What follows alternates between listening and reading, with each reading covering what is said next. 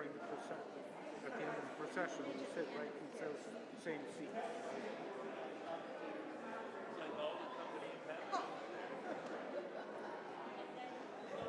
Cherubim and seraphim.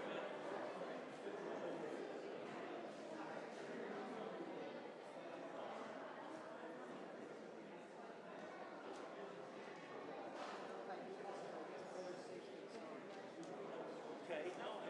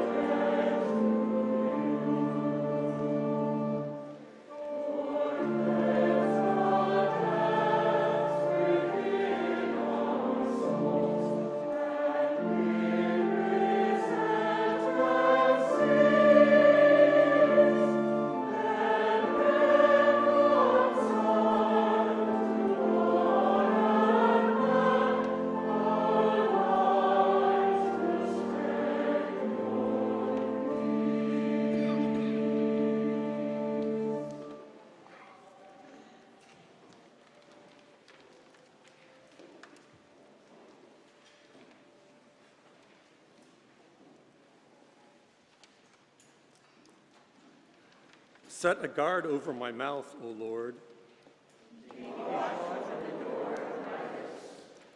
Do not turn my heart to any evil. In company with those who work iniquity.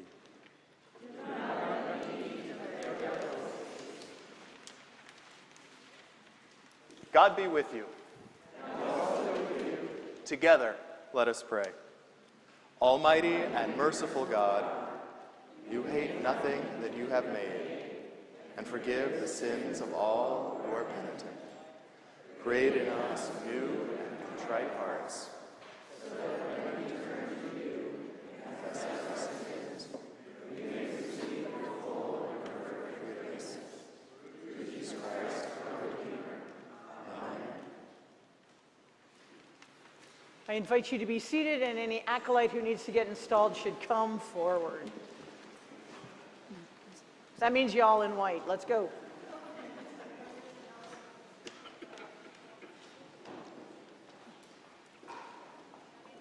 Reverends Morgan and Phillips, it is my privilege to present these members for service to the parish, to the clergy, and to God.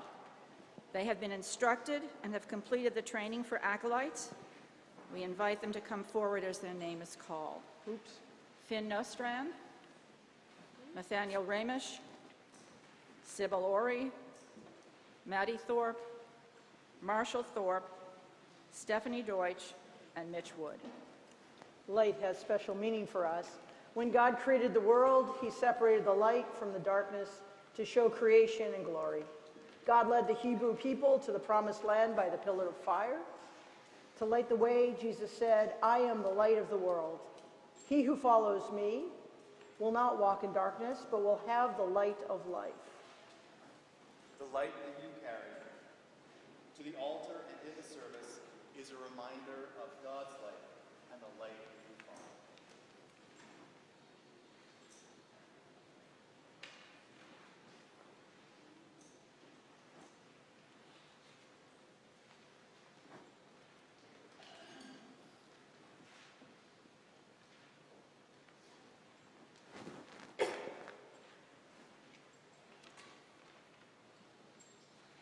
The cross you carry in procession calls us to worship, and as you carry it at the close, to remind us that we carry God's word and work into the world. As an acolyte, you wear a cross to show your role in the service.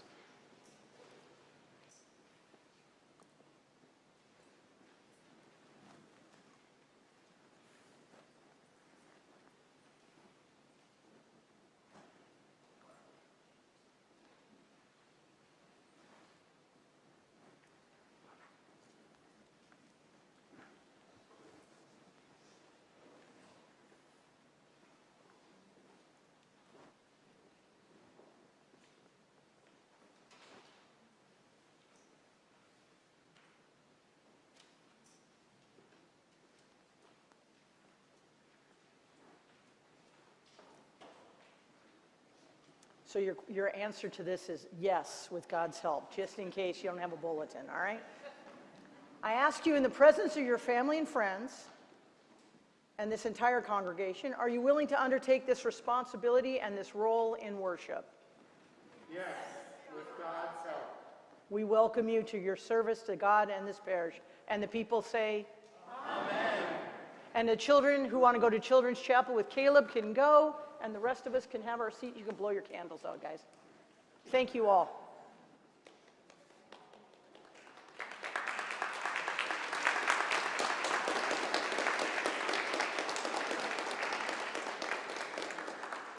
And I'll say it one more time. Any children who want to go to Children's Chapel can go with Caleb. Thank you.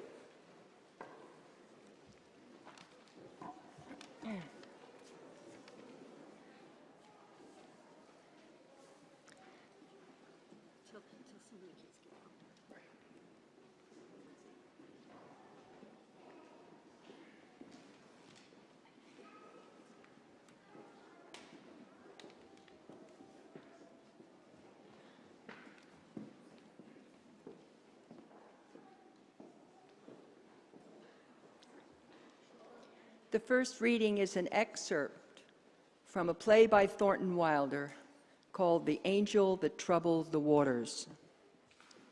An angel is speaking to a doctor. Without you, without your wound, where would your power be? It is your very remorse that makes your low voice tremble into the hearts of men.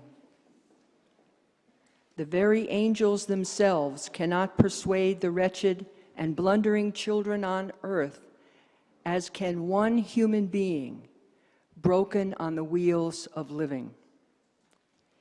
In love's service, only the wounded soldiers can serve.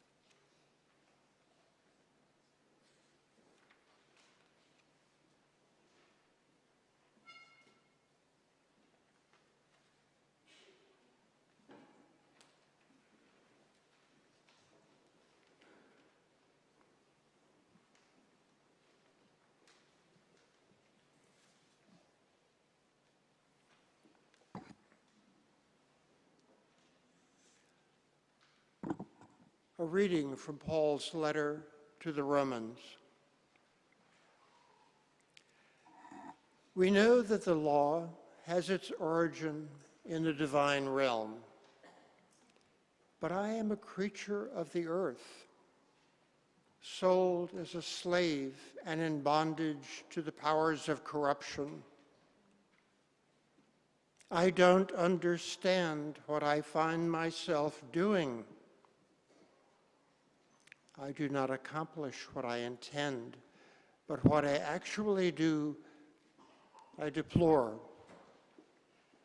I have the capacity to intend what is right, but I cannot make it happen.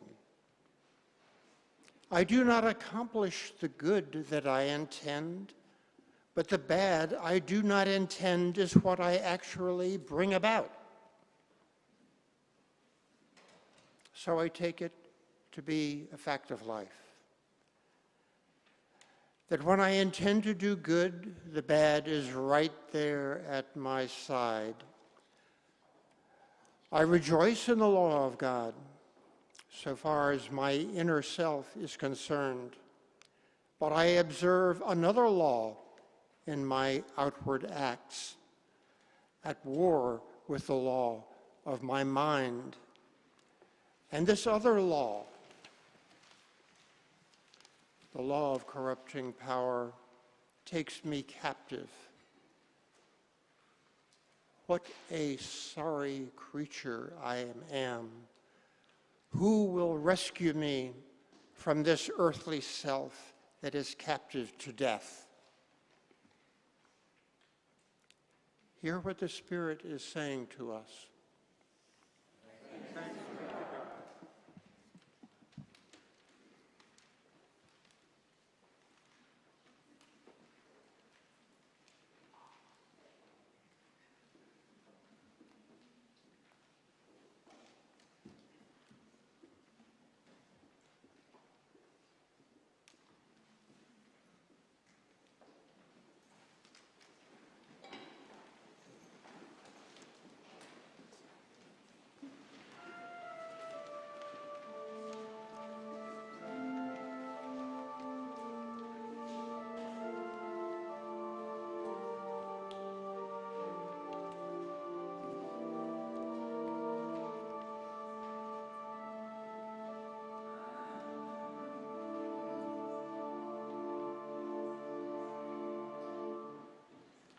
The Gospel of Jesus according to Matthew. Glory to you,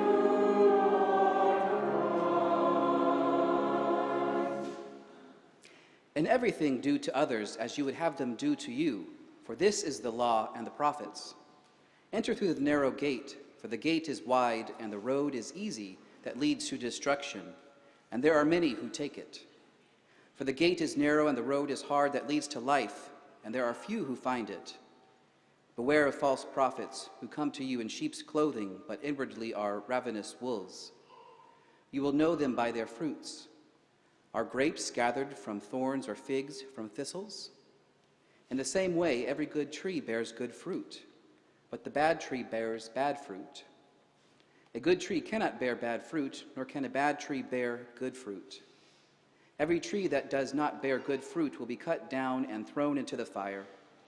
Thus you will know them by their fruits. The Gospel of Jesus.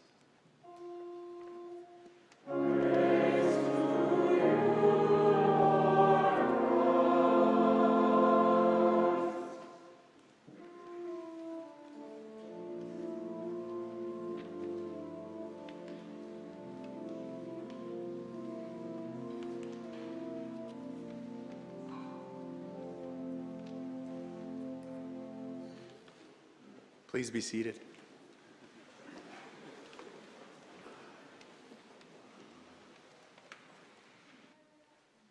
It is a joy to be preaching on such a full day in the life of our parish.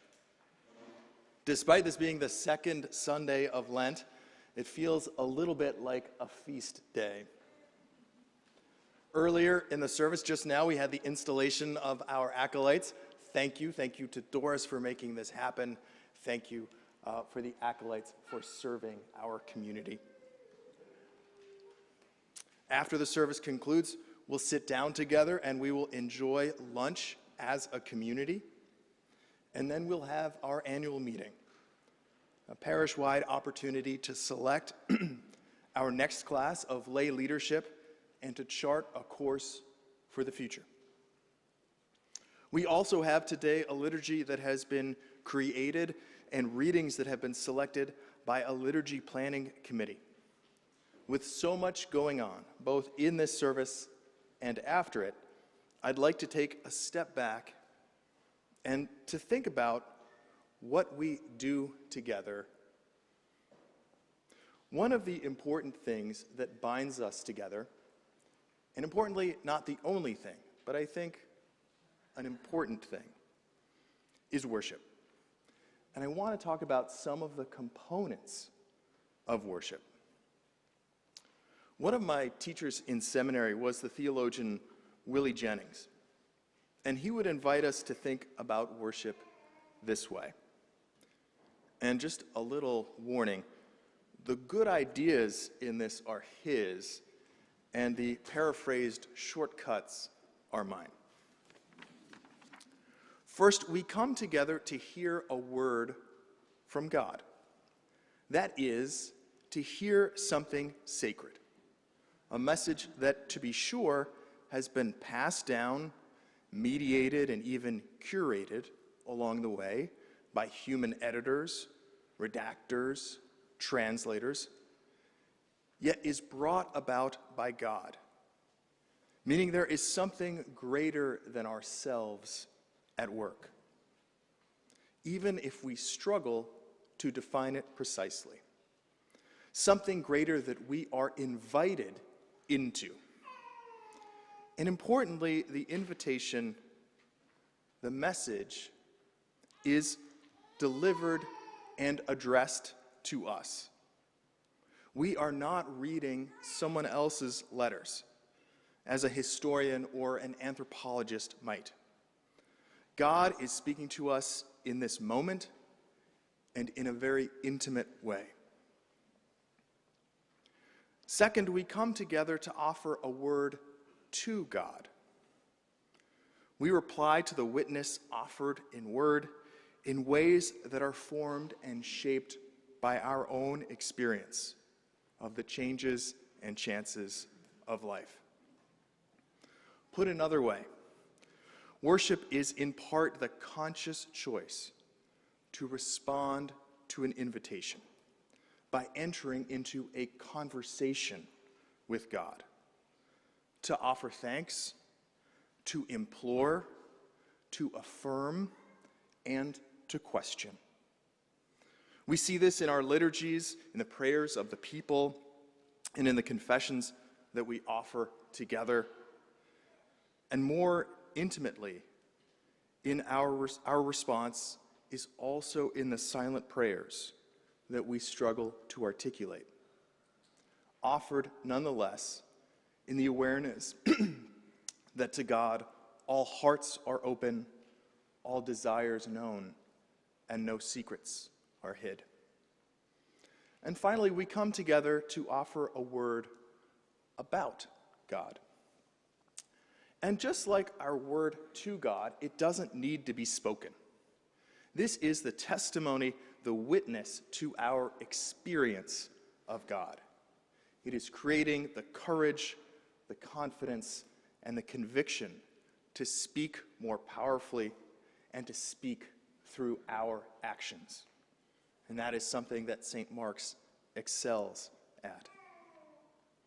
It's this that I hope animates and energizes and sustains us as we strive to live into our convictions, to welcome the stranger, to feed the hungry, to care for the sick, and to love our neighbors as ourselves.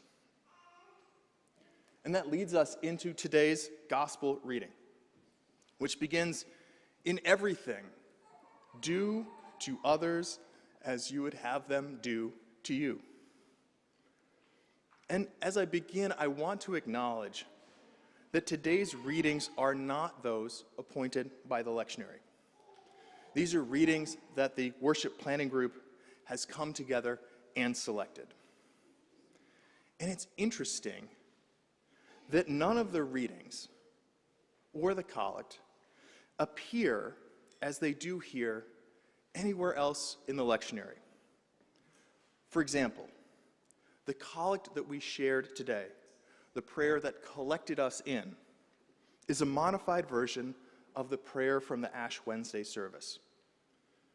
The epistle is largely from a reading that is assigned later in the summer, although today it has been edited to end as a question: "Who will rescue me from this earthly self, which is captive to death?" And not the exclamation that usually concludes it: "Thanks be to God through Jesus Christ our Lord." And the gospel that we heard proclaimed today is not on any date within the 3-year lectionary. I point all of this out to recognize the care and the intentionality that the worship planning team put into crafting this service, and also to recognize the tension that exists between creating a liturgy that is local and speaks to people where they are, while also remaining within a broader communion. There are people for whom the familiar readings and the rhythms are like the changing of seasons, expected and yet new, comforting in their ebb and flow. And for those people, today that element of welcome is not here. I think it's important that we remain clear-eyed about the tension that exists. And yet I think there is much in today's service that can feed us. There is still a word from God, a word to God, and a word about God. And among them, in this place, the Spirit is alive and at work. Today's service revolves around questions and to an extent, wounds. If the gate is narrow and the road is hard, how will we find it? If we strive to do good and accomplish the bad, how are we to proceed?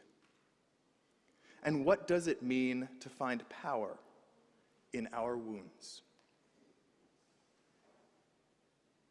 These are each really important questions that is left to us to grapple with. But some of the tools in which we can find answers to these questions are found in the elements of worship as we come together. May we all listen to the word from God. May we all seek to share a word about God and accept that invitation. And then, most importantly, may we share a word to God, importantly by what we do and not just what we say. I look forward to a productive annual meeting, and I wish you the blessings of this community. Amen.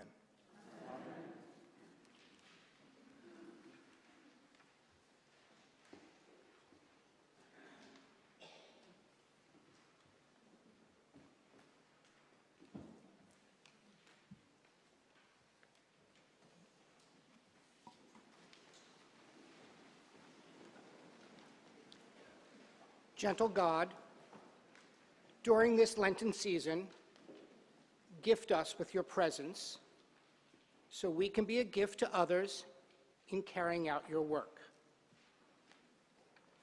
Help us to fast from judging others, so that we may feast on Christ dwelling in them.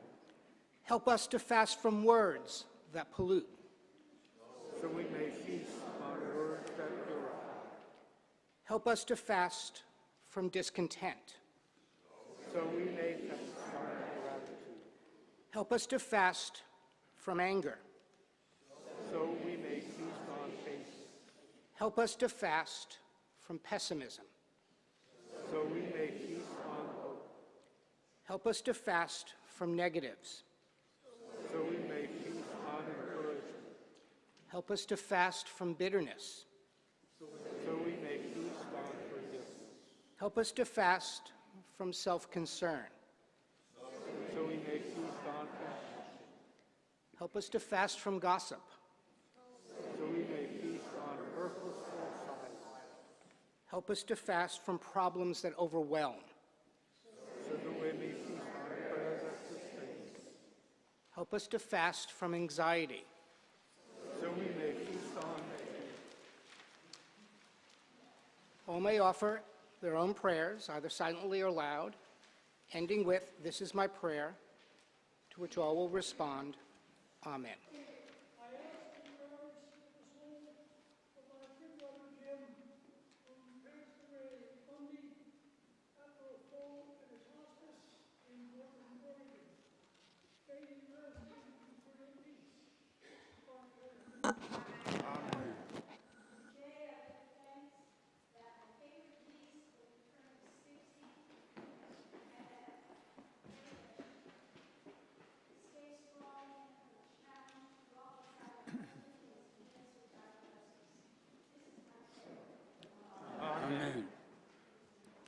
Fairfield Butt here. I wish to thank in gratitude those members of this congregation, family and friends, who sent cards, who visited hospital and rehab, often with food. So I have a stuffed refrigerator. May our healing Savior bless all of you in gratitude. This is my prayer.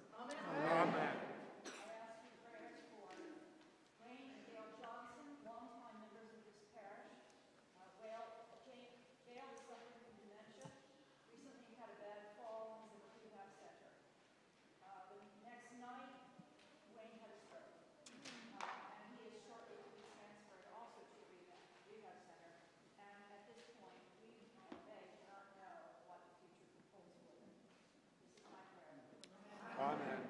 Lord, I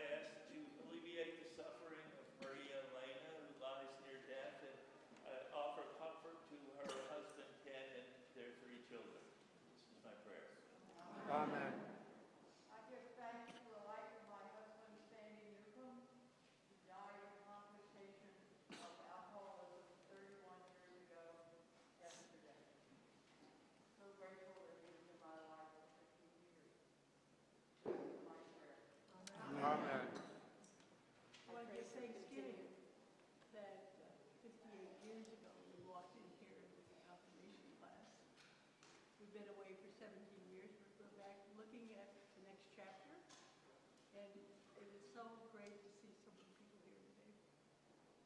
That's my prayer. Amen. I pray for continued healing for my sister Jennifer and give thanks for the loving care she received from her daughter. Amen. I offer a prayer of thanksgiving for the life of Rock Hansen, my husband, who died 5 years ago this week. Amen. Amen. For the repose of the soul of Carlin Rankin, she was a longtime member of St. Margaret's, DuPont Circle, a generous benefactor of the Episcopal Caring Response to AIDS, and for many years was a presence at General Convention and served many years for the Episcopal Women's Caucus. This is my prayer. Amen.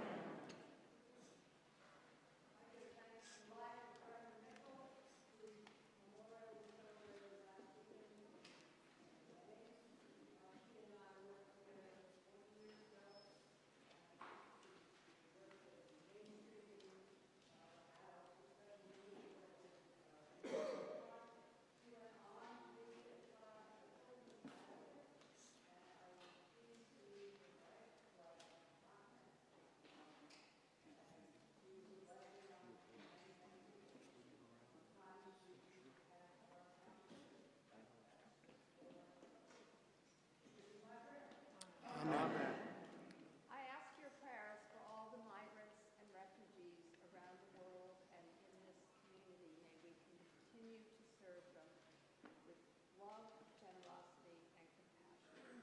This is my prayer. Amen. Together, let us pray. Almighty and ever-living God, you invite us deeper into your world, your people, your land. May this time be one of outward focus, seeking you in those we often ignore. Help us to live a Lent focused on freedom, generosity, and encounter. Give us hearts hungry to serve you and those who need what we have to give. Amen. Let us say together, happy are those whose sins are forgiven, whose wrongs are pardoned. I will confess my sins to the Lord. I will not conceal my wrongdoings.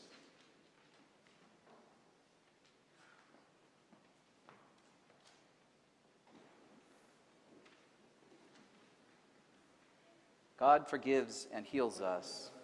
We need your healing, merciful God. Lead us to true repentance. Some sins are plain to us, some escape us, some we cannot face. Forgive us. Set us free to hear your word to us. Set us free to serve you. God forgives you. Forgive others. Forgive yourself. Through Christ, God has put away your sin. Approach your God in peace. Amen. The peace of God be always with you. And also with you.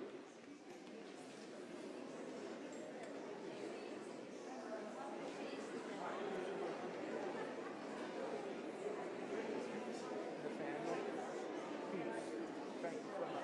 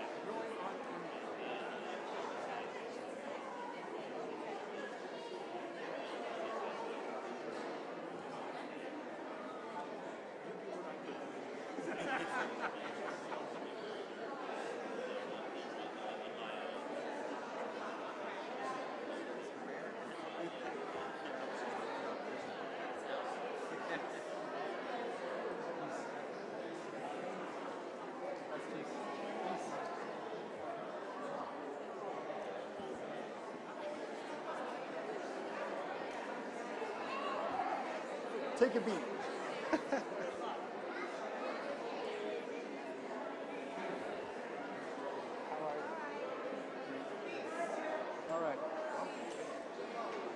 Good morning, everybody. Good morning. Welcome.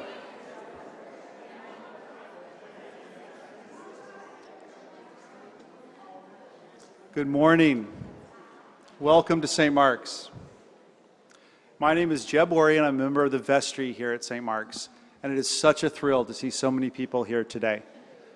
For those that are new, if you want to get plugged in with different things at St. Mark's, basically give me your email. What you can do is fill out the form on the back. Edna, can you hold that up, the white thing? Yeah. The bulletin, you can fill some stuff out and give it to someone with a badge or a collar, or you can just leave it up on the front.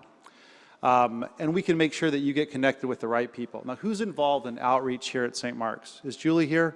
Edna? Okay.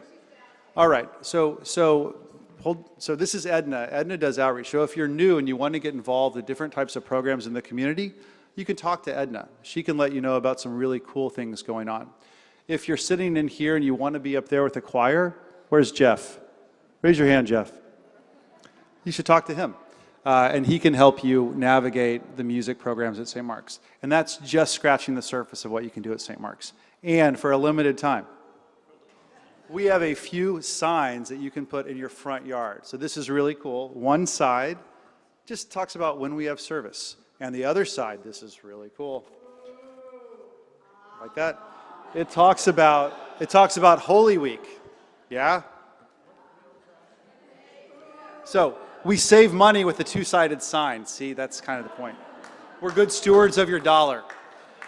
I have 50 of these. They're going to go really fast. So if you want to put one up, stop by the welcome table right after service. Thank you. Good morning. I'm Doris Burton. I have two announcements. The first is a welcome from Litchfield Cathedral. For those of you who don't know, we have had a friendship link with Litchfield Cathedral since 1989, and we are in regular contact with that congregation. So they know about our annual meeting, and they send their best wishes. The other announcement is for anyone interested in being an acolyte. There are openings. Children 8 and above are welcome to serve. Adults, as long as you can walk, you too can serve. I would love to have some adults, both services, and I think it would be really cool to have some families. See me after the service. Good morning. My name is Caleb Nelson Amaker. I'm the Director of Youth and Family Ministries here at St. Mark's. We have so much going on this spring that I'm very, very excited about. Please check out the 7 announcements in your announcement pack today. But I would like to call your attention to announcement for B Parents Night Out this coming Friday. If you are a parent of a child 0 to 12, bring your kids to St. Mark's. We will make sure they are fed. We will make sure they are entertained. We will make sure that they have a good evening. And then go do whatever you would like with an evening off. There's a QR code in the bulletin. You can also email me for details. Thank you.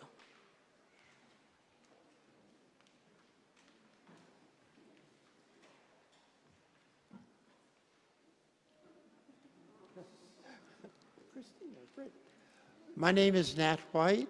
This is the 5th of 6 experimental services put together under the auspices of a pilot program intended to find out what happens if there is greater lay involvement in designing services. I'd like to introduce the Linton team that put this service together and the service that you will see next Sunday.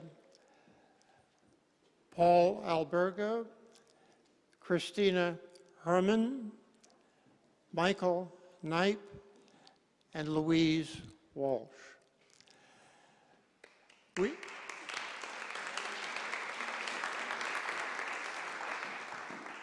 We are extremely interested in what you think of what we've put together.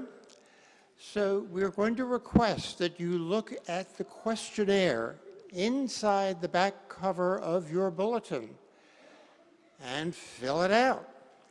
It takes about 5 minutes. You could even do it while you're waiting in line for your box lunch before the annual meeting. Once you've filled it out, put it in that basket on the table just to the left of the stairs leading up to the high altar. Thank you.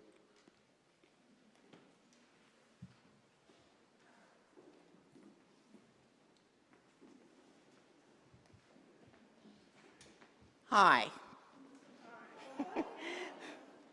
My name's Jackie Body, and I'm a part of the St. Mark's Navajo Steering Committee project that is toward right relationship with Native American peoples, 2-hour workshop. And the purpose of my standing here today is to generate interest in this 2-hour workshop that we are planning. The definitive date will be determined by the level of interest that shows up on this sign-up sheet in this envelope that I'm going to post on the bulletin board in the foyer. So it's announcement 3A. It's going to be facilitated by about 4 Native American people. And so I strongly urge your interest.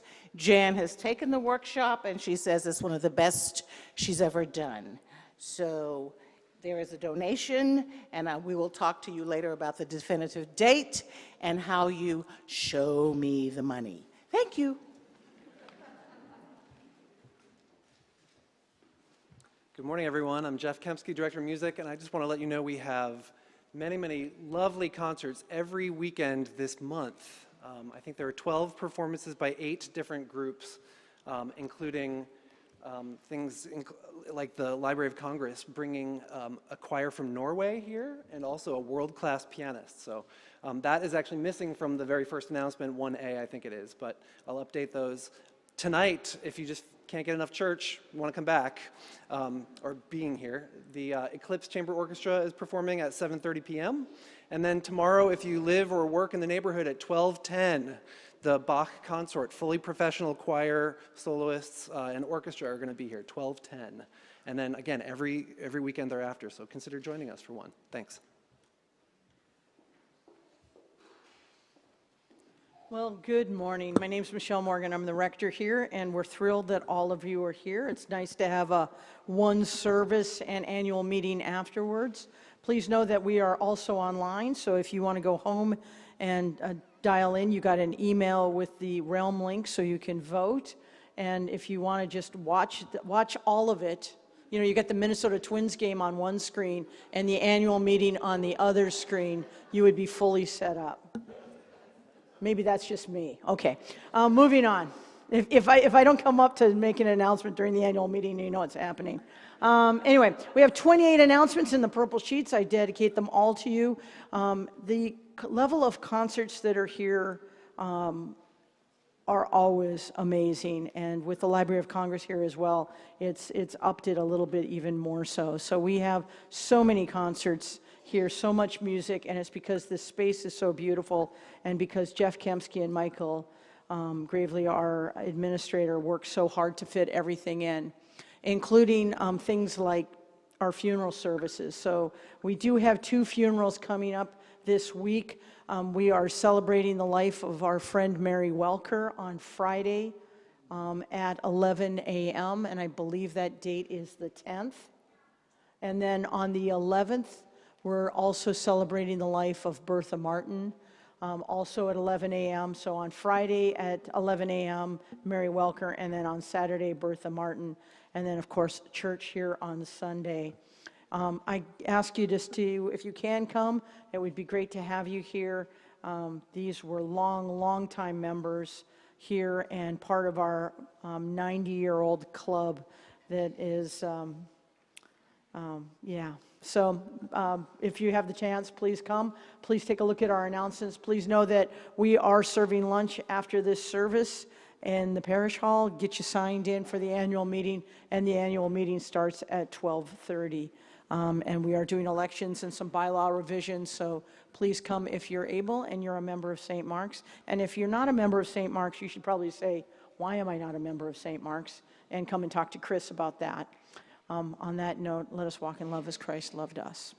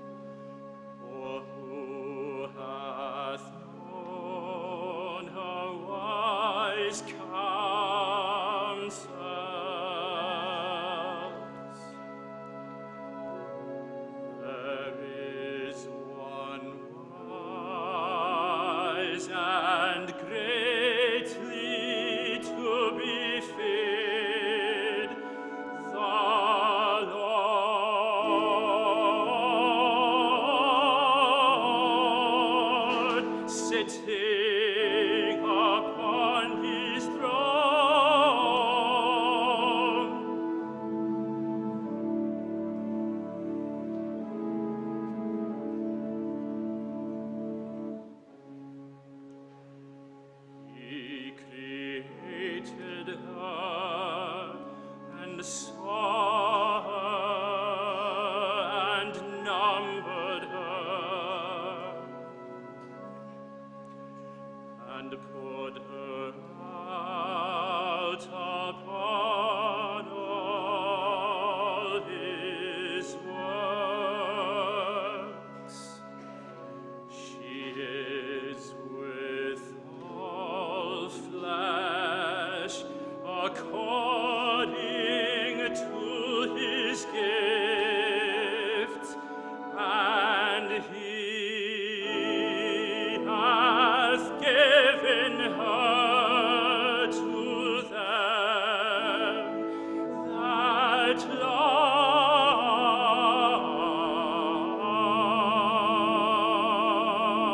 love him, that love him.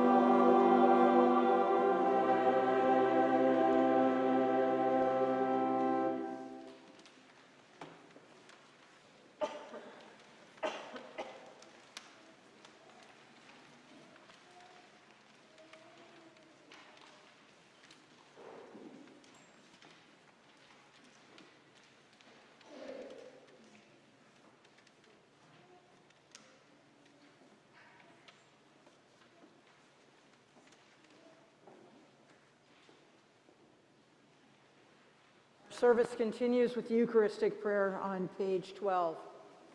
God, despite our doubts and inward tumult, in the dark winter of our souls, we cannot truly see you, yet we know. You are the source from which all life flows. Again and again we miss the mark, yet You invite us to your table to share bread and wine. therefore help us to be thankful and in right relationship with you, ourselves and one another.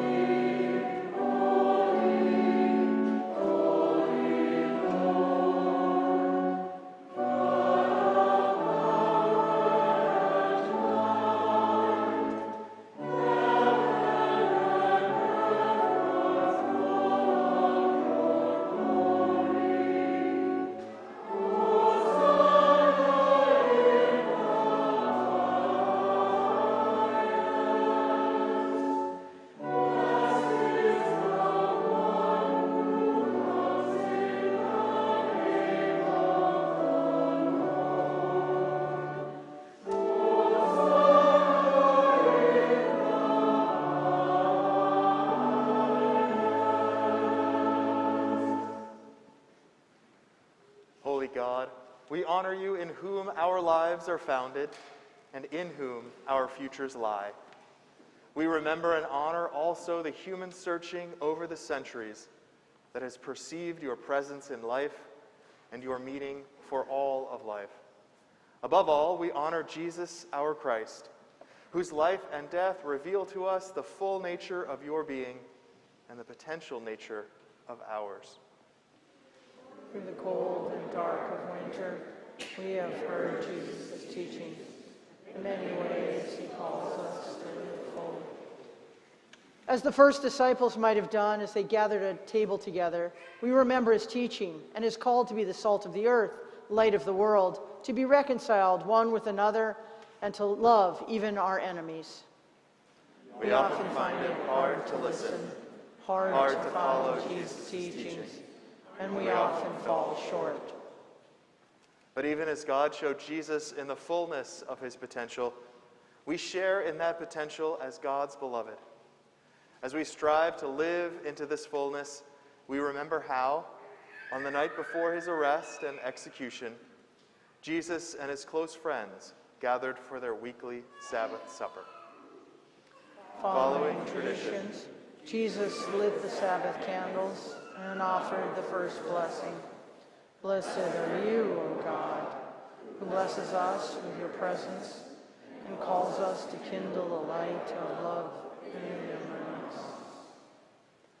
Then he took a cup of wine and offered the blessing. Blessed are you, O God, creator of the fruit of the vine. Then he said, whenever you celebrate the Sabbath meal and bless the wine, remember, I will be present among you.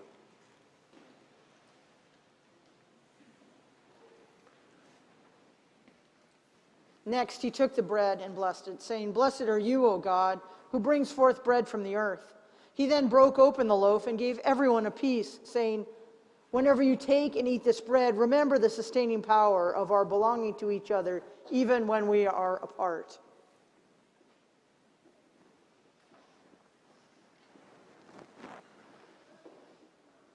After supper, Jesus knelt before each of his students, and with water and a towel, he washed their feet. When all were washed, he said, I have set you an example. You are to do what I have done. Love one another as I have loved you.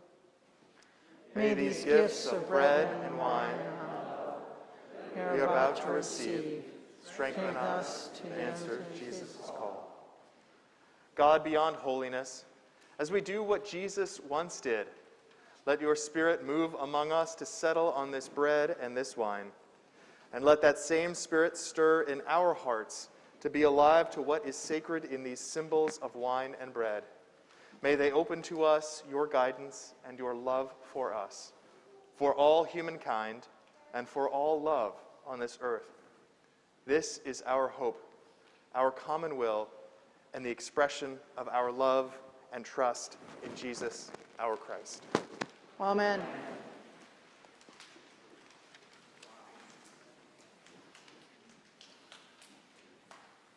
As Jesus teaches us, we pray. Giver of life, may the things in their world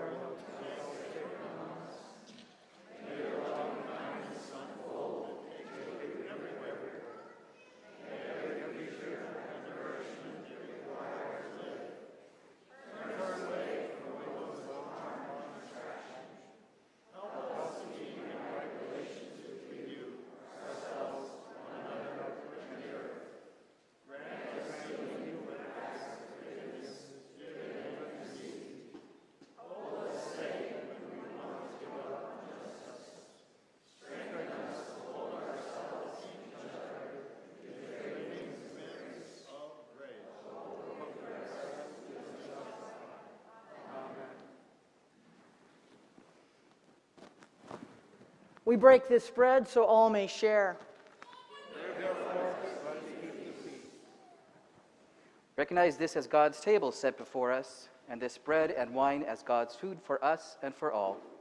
Therefore, whoever we are, from wherever we have come, and whatever we believe, all are welcome and invited to receive. Amen. The gifts of God for the people of God. Take them in remembrance of Jesus our Christ, who embodied God's love for the world.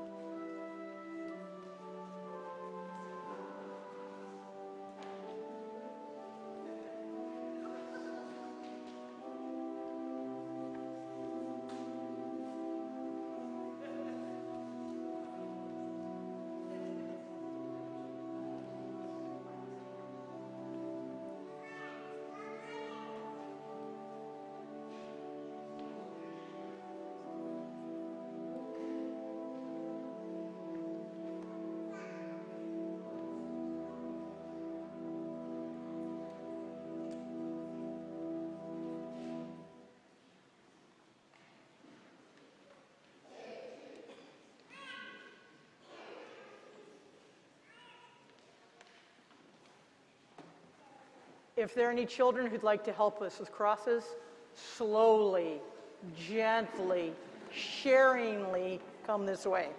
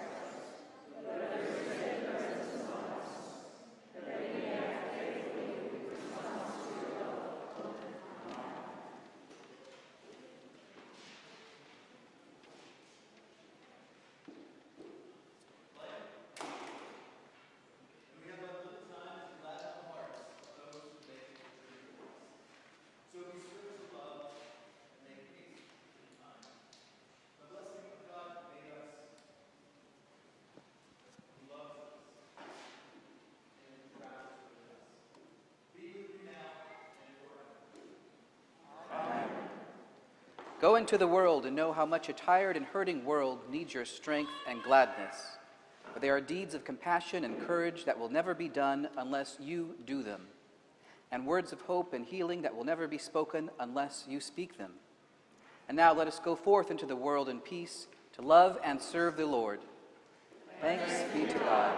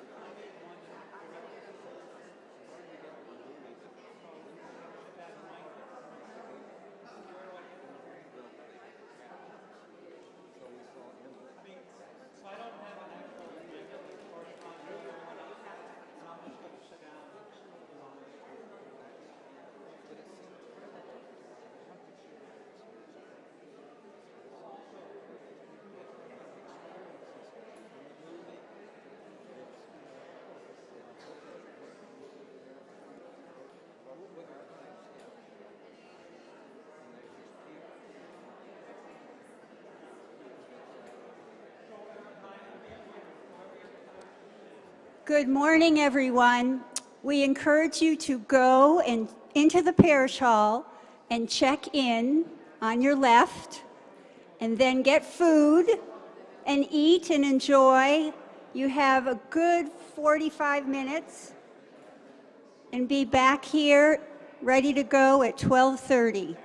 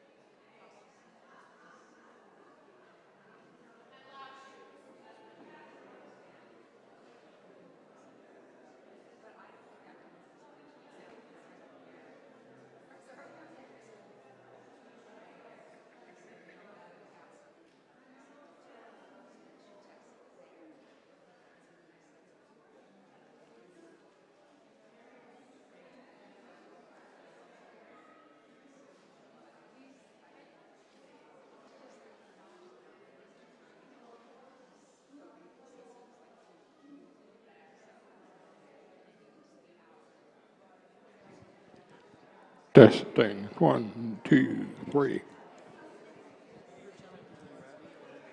Can you check? Can you hear me?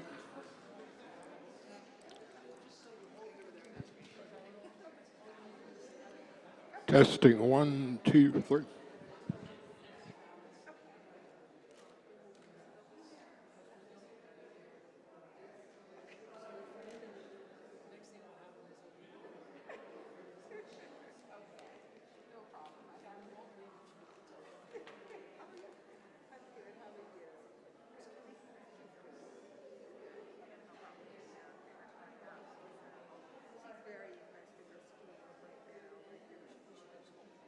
She's in her final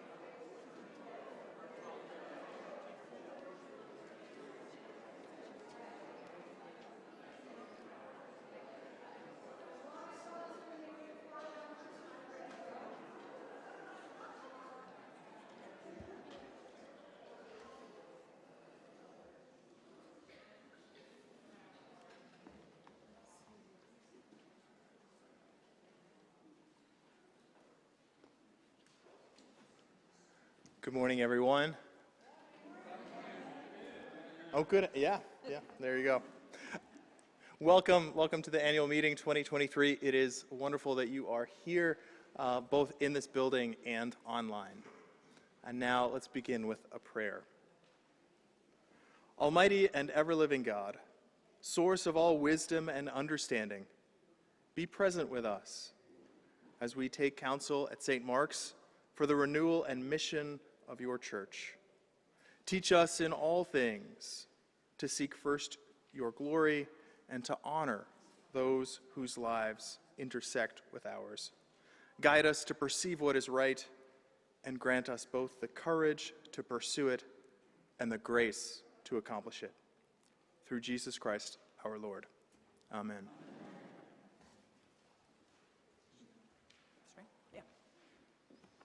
Well, good morning. Sorry, make that good afternoon.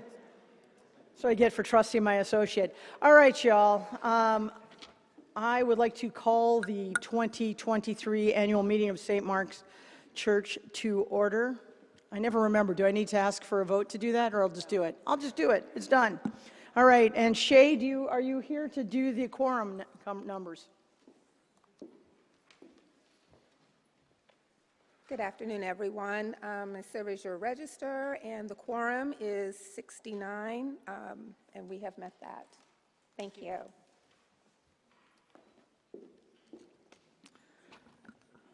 So here we go. Now, I want to let you know before we get started, there's just one thing that we need to do. We need to approve the minutes of last year's meeting, and they are on page, anyone? Help me out. Anyone? Page 11.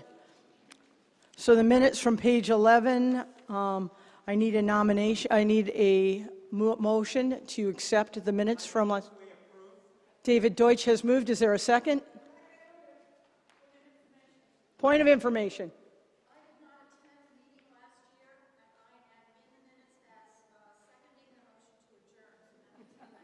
All right, we will correct that.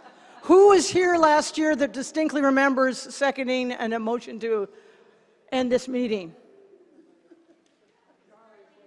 Charlie Rupp was here. I do believe that's correct. So there is a change in the minutes. The motion to close is like the 1, 2, 3, fourth line from the bottom. The second from Doris Burton has been changed to Charlie Rupp. Point of information is listened to, had, accepted graciously and gratefully. Thank you so much, Doris Burton. Rob.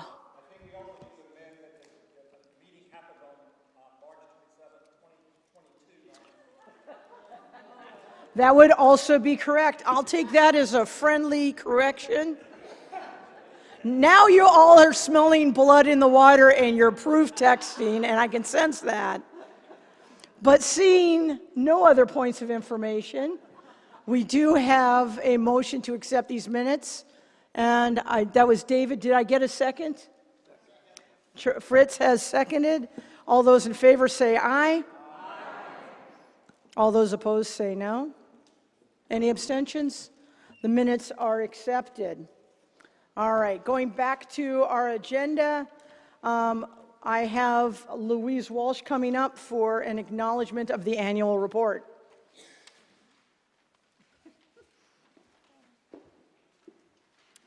Well, we have a certificate, and we know how people at St. Mark's love certificates. And this is a certificate for Doris Muller Burton. And it is framed, not just, it's framed. And this is to acknowledge and thank her for what is now 15 years of the annual report.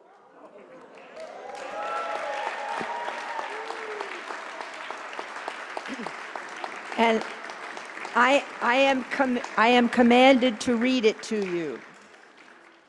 With deep gratitude and appreciation for your initiative, creativity, and patience and fortitude in creating and sustaining since 2008 our remarkable annual report that documents the life and work of our parish for us and for future generations. Doris Burton. We applaud you, and we look forward to many more annual reports to come that you guide, not from, no, you will steer the people to do it. Thank you. Thank you.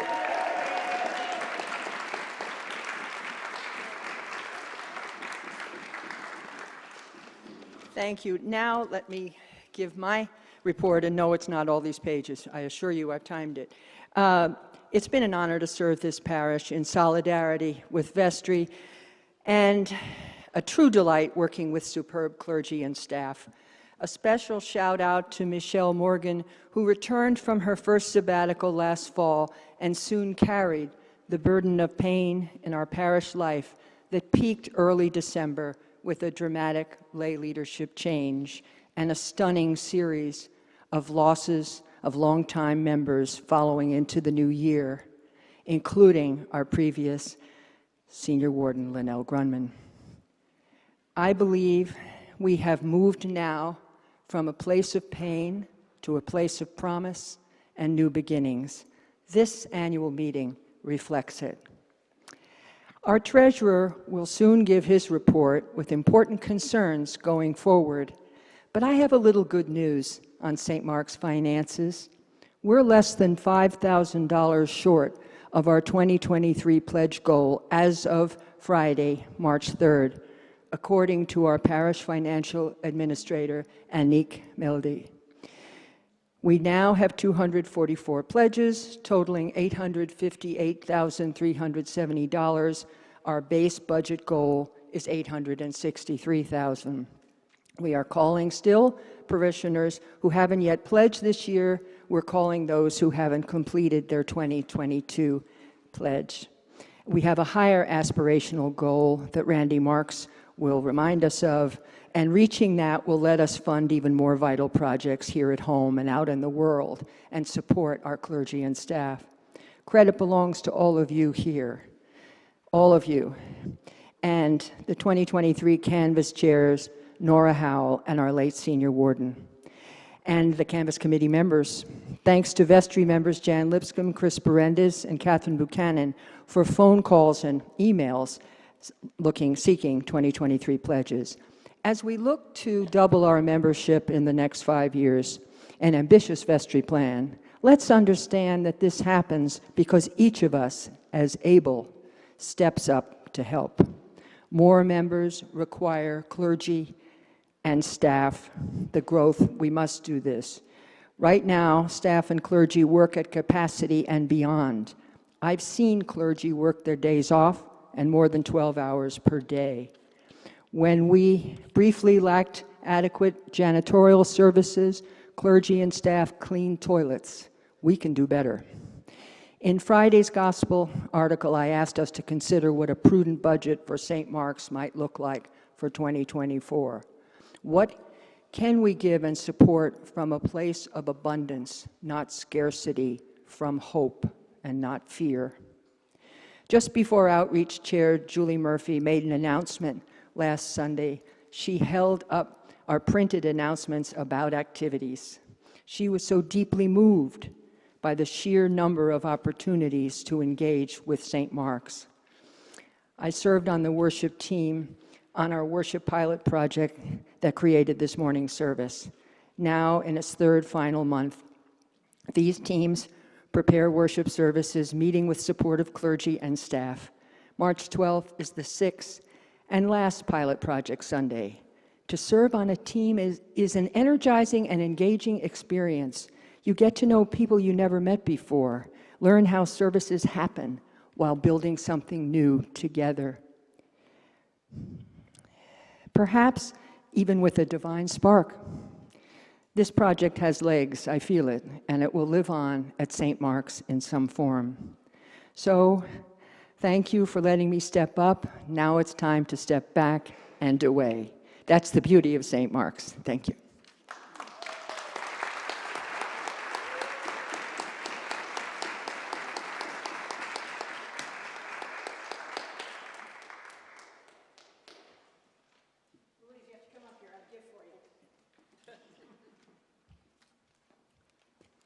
When you lose a senior warden the day before the President of the United States is coming to a church, it's a daunting task. And I made one phone call, and Louise said yes, and I will be forever grateful for that. I don't make things for everybody, but I did make this for you, and if you would like to show the people what I made you, I'm taking orders, $1,000 each to go in the general fund. But I felt this reflected our time together. You don't have to read that now, but you do have to show people what I made you. I will. I'm trying not to wreck it.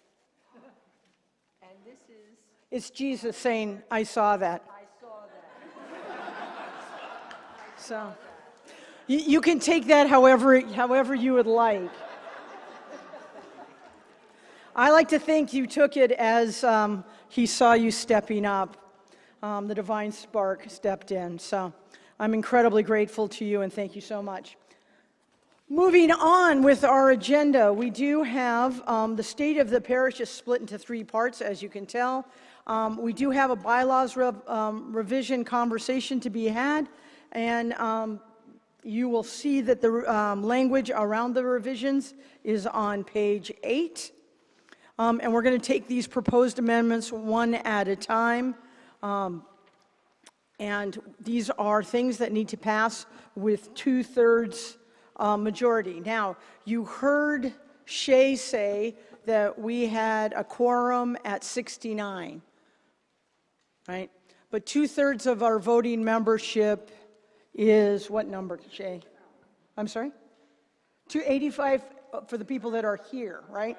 So 2/3 of the people here, per our bylaws, is 85. 69 is 20% of our entire membership base. Is that clear? Yes. So those, anyone who is signed into this meeting is 20% of the quorum. We need 69 people to be here. That's 20% of the entirety of the voting membership of St. Mark's, whether they're in this room or signed into the meeting. 2/3 of the people here and online is 85. Should I have not done math? Should I just say, trust me, it's 2/3 is 85?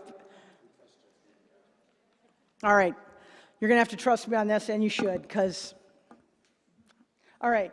Now, moving on. Our first amendment that is up is the changing of our annual meeting dates by our bylaws.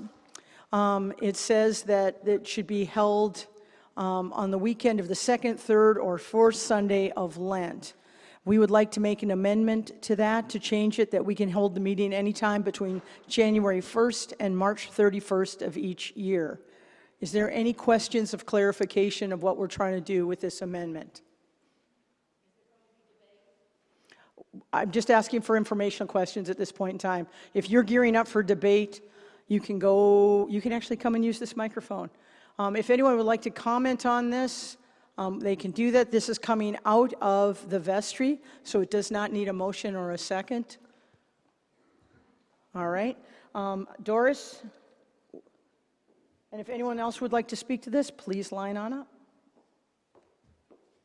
And not to give anyone the bum's rush, we do want to end at 2:15, just to say. Thank you, Michelle. I had the advantage of seeing this a long time, I think, before you all did, so I've been thinking about this. A couple of things, and I'm afraid I'm going to go on a bit. Until 2010, many of you will remember, our annual meeting was the Friday after Easter. It was a social event. We had chili competitions. We had skits. It was a big social event from the parish. It was changed in 2010 because at that point in time, the staff carried the brunt of preparing for the annual meeting, and they were exhausted. So I worked with Paul on the wording of this, the current wording in the bylaw, to move it to Lent. I have a problem with a date floating this broadly, 3 months. If I were running for the vestry, I might have 2 months shorter in my term. I might have 2 months longer on my term because of the date when I'm elected. Same would hold for wardens. I don't think that's fair to the people who run on the vestry, so that's another concern of mine. If we're going to have an annual meeting in January or February, that means the vestry has got to start recruiting for new members in November or December. And we all know how busy we are in December preparing for Christmas, not thinking about whether I want to run for the vestry. So that concerns me, that it's going to make it harder for us to recruit people for these various offices. The last concern is mine as the editor of the annual report. I'm just saying. I send out the notice for the report January the 3rd. I got the last of the reports in Tuesday night. Now, if it takes 2 months for me to do a report, or anybody else for that matter, and we're going to have a meeting in mid-January, that means I have to start working on this thing in November. I have to work through Christmas, or whoever else is doing the report. I think it's unrealistic to have that broad a period of time for the annual meeting. Personally, I'd like to see it on St. Mark's Day, but that's just me. Thank you.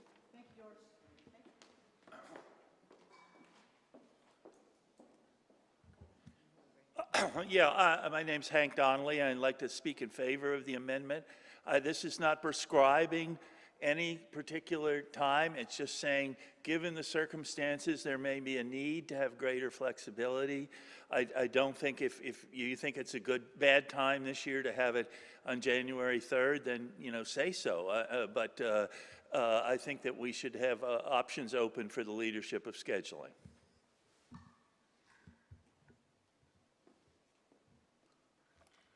Would anyone else like to speak to this motion? I will tell you that the staff is actually part of the reason we drove this. If we were to set up a nominating committee in a timely fashion, we would have to announce it November 1st for a January 1st meeting. We're not going to have a meeting on January 1st. The truth of the matter is the drive is to move it to the end of January, but we do want the flexibility as we try and feel out what this is like. As you may have noticed, we've blown through not one but 2 times of appointing a nominating committee and having nominations preset for you. So this is being driven by the staff as much as by the vestry. All right. Anyone else want to speak to this motion?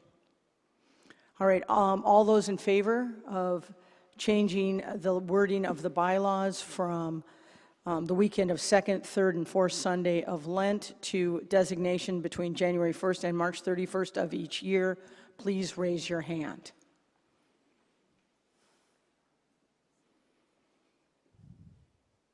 All right. Any opposed to this? All right. I'm trying to get a sense of this, and we're just giving a count here.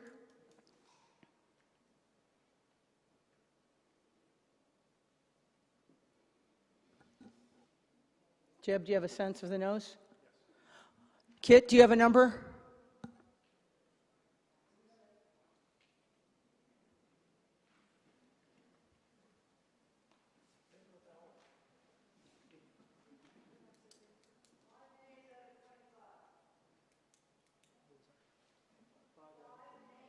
Oh, thank you. 18 nays. 20 yeses. Hang on. Just listen. Please don't freak out. That was online. I don't have a number from inside. So unless you're on your device, you don't know what we're talking about at this moment. Please let me think. 20. So at this point in time, I have 25 no's between here and there, which means that with, what's our total count? Do I have any abstentions? I have 2, 3, 4. By my count, this passes. The amendment passes. We're changing the bylaws. All right, moving on to our second proposed amendment, section 204 and 205, to allow virtual or hybrid parish meetings. This is actually more of a housekeeping motion than anything else. We have been doing this the last 2.5 years, and we're doing it right now. It is not in our bylaws that we can do this at this time, so this is cleaning house. I love that we're here, and I would love to drive us here, and this is always going to be the choice is that we're here, but we are breaking our bylaws when we do what we're doing exactly right now, and I'd like to clean that up. Would anyone like to speak to this, yay or nay? Come on up, Doris. Sure. On page 8, proposed amendment number 2. Notice of annual meeting. The rector must give notice of the annual meeting at least 1 month before the day of the meeting by notice posted on the church bulletin board, in the worship bulletin, and on the parish website. In the rector's absence or failure to act, the senior warden must give the notice. And the change is underlined. The notice shall specify whether the meeting shall be in person, exclusively via virtual, or in person and virtual, parentheses, quotation mark, hybrid, unquote, on parentheses. If the meeting is partially or completely virtual, the notice shall provide the information necessary to attend the meeting virtually. That's what we're voting on. Doris. I'm opposed to this because the bylaws are supposed to only lay out the structure of an organization. It does not, bylaws do not deal with the day-to-day operation, and that's what this is. There is a document called the Organization of St. Mark's, which is accessible to the vestry, and that's where this information belongs. It belongs in that document and not in the bylaws. Thank you. Is there anyone else who'd like to speak to it of these 3 people who are standing here? Matthew. Hi, I'm Matthew. I've served on several boards, and we have all had to pass hybrid virtual amendments to our bylaws as a housekeeping procedure. So this is pretty standard pro forma for any amendment. I'm speaking in support.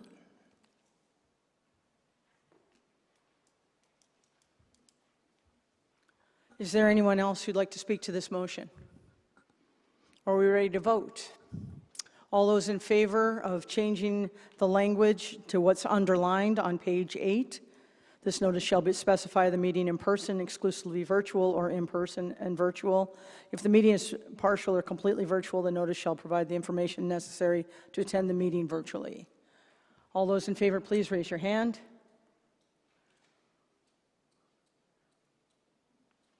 And you're voting online as well. You've got a number for me, ladies? All right, put your hands down, please. Those who, I'm sorry, put your hands back up. They're counting, I'm sorry. I wanted to count no's myself.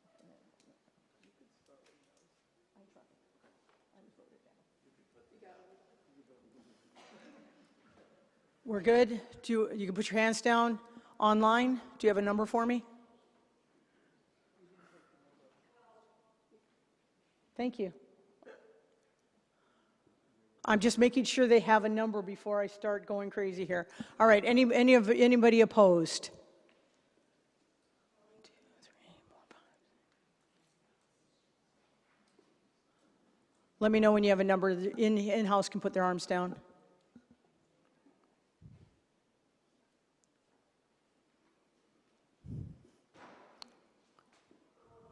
Four opposed? So it's any abstentions? Do I have any abstentions? I have 1 abstention, 2 abstentions, 3. So it's 78-70/yes, 8 no, 3 abstentions. The motion passes. Proposed amendment number 3, to change in section 204, 405A, and 504, to change the title of register to clerk. And throughout this text, you'll see that we have changed in section 204, 405A, and 504, that calling our register, changing it to clerk. And the reason behind that is to bring it in line with the EDAW, how EDAW constitutions and canons are written, and those of the General Convention. Do you have a point of information? I'm sorry, Episcopal Diocese of Washington. Thank you, Matthew. So our bylaws need to match up with the canons and constitutions of the Episcopal Diocese, which is the overseeing of us, our bishop and her crew. And then General Convention is the National Episcopal Church that it extends outside of the United States as well as in, so I shouldn't call it national. That's the reason it's a housekeeping motion. Would anyone like to speak pro or con to this motion? Seeing none, I'm going to just go crazy and ask for no votes. So does anyone oppose this change of this amendment, of this document? Seeing none, I'm going to take this as an acclamation and the motion passes. All right. Moving on to proposed amendment number 4, to allow the parish to amend the bylaws at a special meeting of the parish. Section 701, procedures. The members of the parish may amend, modify, or repeal these bylaws by vote of 2/3 of the members of the parish voting at any annual, and we're adding the words or special, meeting of the parish, provided that the vestry gives notice of the proposed amendment, modification, or repeals by posting the proposed amendment, modification, or repeal on the parish bulletin board and the parish website at least 1 month before the annual meeting.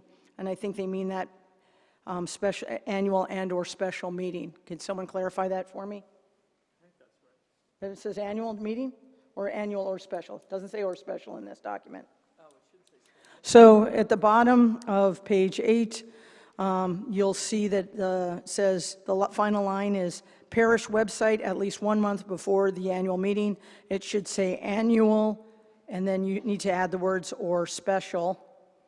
This is a typo I apologize for that's on us and not on the meeting maker, the bulletin maker. Is that clarifying?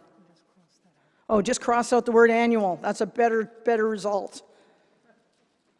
This is why I didn't go to law school, y'all. So we're crossing out the word annual on the bottom, second to bottom line, right at the edge of the paragraph. Does that make sense? Matthew?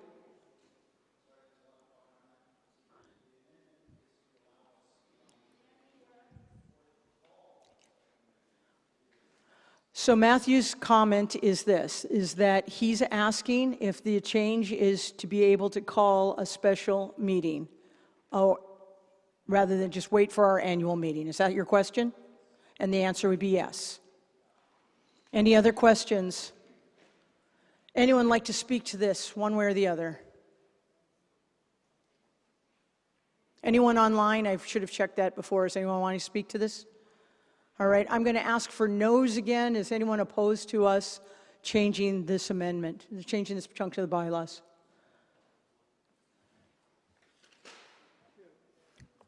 I see 2 no's. Are there any abstentions? 2 in the corner. Thank you. So 4. Any no's in the no? All those in favor of changing this, please raise your hand. I'm going to take that as the amendment has passed. I thank you for your kind attention. That was a technical conversation, and I appreciate everyone's clarity, both speaking pro and against these motions. I appreciate that. Thank you. Moving on in our agenda, we're moving to our second part of our State of the Parish, and I'm inviting up Greg Niblett, 1/4 of the Christian Ed team.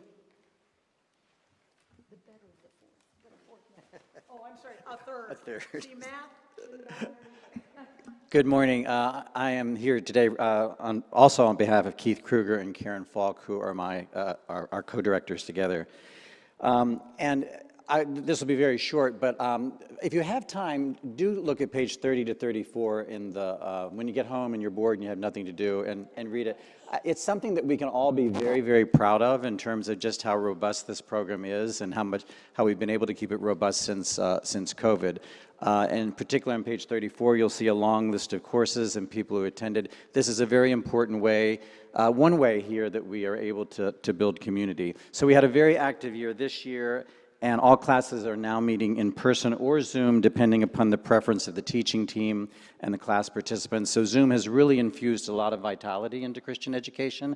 And so we're doing what you as a parish want. Do you want to meet in person? Do you want to meet by Zoom? Do you want to do hybrid? Sunday school is now meeting in person, and we're very pleased that we're able to keep it going through Zoom, which was difficult during the peak of COVID. And we estimate that all adult classes combined had about 400 participants, including Bible study, centering prayer, meditation, and preparation for baptism. And this year we had 6 classes that were related to the arts. And we continued St. Mark's tradition of experiential classes with such courses as What Do I Believe? And a Saturday experiential dialogue on returning and renewing in community in the aftermath of COVID. Sunday school has returned to pre-COVID levels with about 40 children registered in all of our Sunday school classes, 3 levels of catechesis, and 1 class for middle and senior high school, which particularly came back to be much more robust this year. In closing, I'd just like to say quickly, there are 3 big themes that the current leadership is in the process of addressing. First, how to more closely align our Sunday school program with youth and family ministries to ensure better administration of the Sunday school program, thereby creating a sustainable management and administration structure for Sunday school, one that is better integrated with the church calendar, other children and youth activities, registration of youth for Sunday school, which also overlaps with registration for youth activities and ongoing recruitment of Sunday school volunteers and teachers.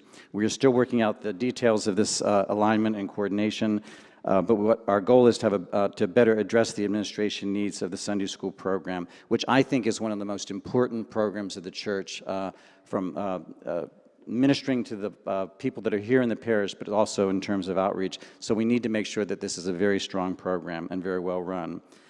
Second, we would, as a leadership team, like to infuse a new level of energy into the use of experiential classes and education, similar to what we have done always over the years, which has also built communities, and we want to put a renewed emphasis on this. And the last, our greatest challenge is an ongoing recruiting of co-directors for Christian education.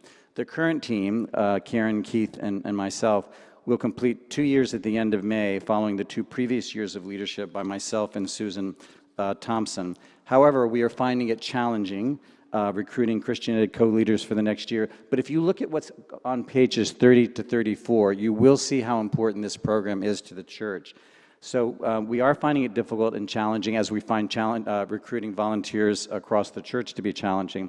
But if you are interested in keeping a vital Christian Ed program, please consider stepping up to lead, preferably soon, to allow time to overlap with Keith, Karen, and me. We end at the end of May, but we are willing to go to September in order to help launch a new team and to set up the new calendar for the following year. Thank you.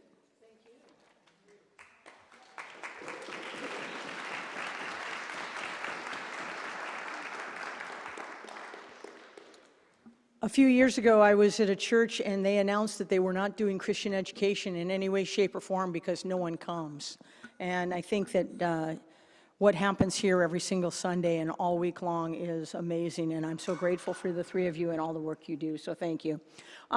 Quick question. When you were asked to look at your thing and you saw it and you couldn't see anything, it's because I have your glasses, just FYI. So if anyone's missing a pair of glasses, I have them right here, right now.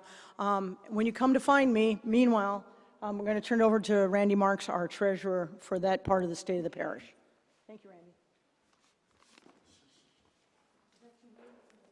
So I have slides, and God willing, they will appear.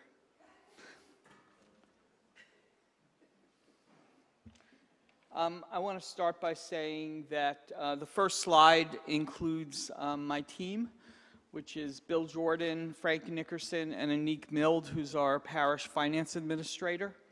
I have a confession. I mess up Bill's spreadsheets a lot, and he is very graceful in granting forgiveness, which is appropriate during Lent. I'm really grateful to them. I'm also grateful to the support of the vestry and to Chris Berendis in particular for making a really helpful suggestion about these slides that messed up my Saturday. So the numbers on this slide have already changed because the vestry approved a budget and then changed it in February. But they're not, the changes are not material. And we will be changing them again probably in July. And a part of it is because of your generosity. The numbers get better, as Louise indicated, and the vestry will make some decisions. As you all know, because many of you attended the budget meetings, the town halls we held, it's been a difficult year. I have hope that it will be better for the new vestry than it was for the old vestry. Can we have the next slide, please?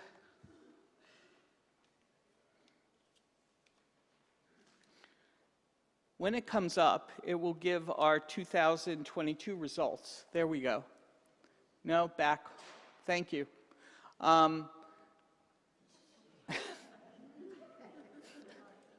Okay, stop.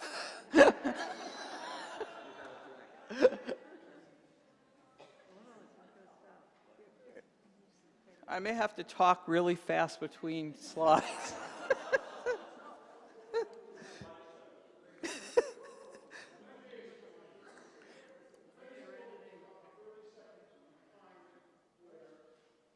Okay. Thank you, Charlie. Thank you, Charlie. Okay, so 2022 results. Basically, everything was good except pledge income, which was below our budget. And we balanced it because of a transfer from our reserves. And you'll see that we have ample reserves, at least, and that will cover us in the short term. Next slide, please. This is the one you're probably most familiar with when we get it, because it's about the budget numbers that we presented on January 22nd.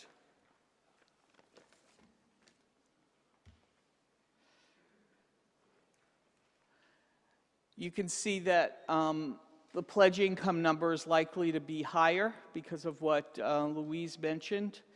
And use of building, we're very optimistic about because of Jeff's efforts with the Library of Congress and other venues bringing in more engagements for donations for use of our building.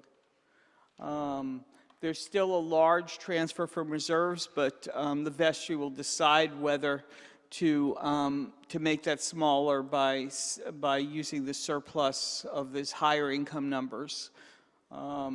Alternatively, the vestry may decide to invest them in projects that will lead to greater growth.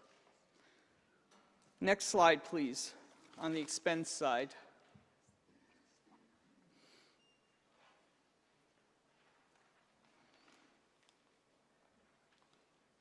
There we go. So you can see that we presented these numbers to you about 6 weeks ago, that the Finance Committee had to recommend and the vestry had to approve significant cuts from the proposed expenses from our managers and our committees. And Finance will be monitoring our expenditures to try to keep within this very tight budget. You can see that our compensation figure includes both full-time and part-time staff. Next slide, please. So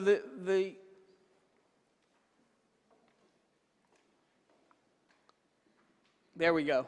Thank you. So one of the challenges that we have is that we have very high core expenses. We have an outstanding staff, and we have to pay them. And as a matter of ethics, we give them good benefits, which is in line with our values.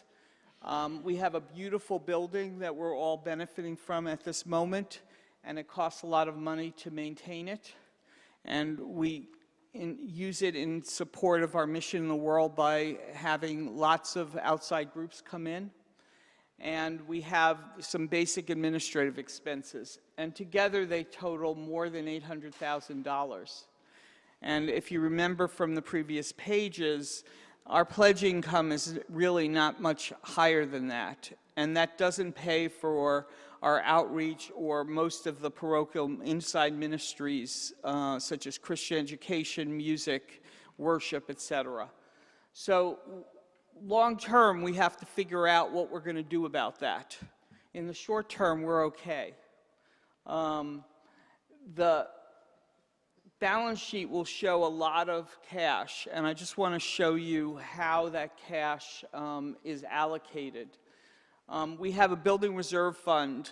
It looks very healthy, except for the fact that our former junior warden, Jim Pittman, did a calculation that over 40 years to keep this building in the shape that it's in will require $5 million of repairs and maintenance. So that makes that building reserve look a little smaller. We pay a lot of money through the year. Some of the payments are pretty lumpy, like large repair bills and our pledge to the diocese, etc. So we need to have a healthy checking account, and we estimate it $250,000 is a good number for that. We also hold money for the players and the music studio and the yoga studio. That's really not the church's money, even though it appears on our balance sheet. And we have a very healthy endowment that's limited in the functions that we can spend it on. It can't be used for our routine expenses. So that when you take all of those numbers away, the vestry operating reserve, which is what's available if we have a disaster or continued shortfalls in our income, is only about $220,000. Now, I just want to emphasize that up to that second half of the slide, that was all data. That was information that we pulled from our accounting system. What's the part about committed assets are judgments of me and my team about what's available to spend for pledge shortfalls, etc. And the vestry can make other decisions on those issues. So I just want to emphasize the difference between what I've presented up till now and my judgment about what's prudent for us to count on if pledge shortfalls continue. And I'm open to questions for however many minutes I have left. Doris.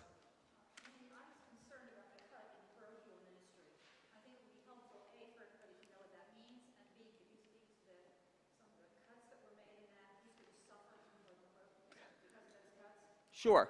So the question, I am going to repeat. So the question was from Doris, what does parochial ministry cover and who is going to suffer? So parochial ministry is basically everything other than outside ministry in terms of our programs.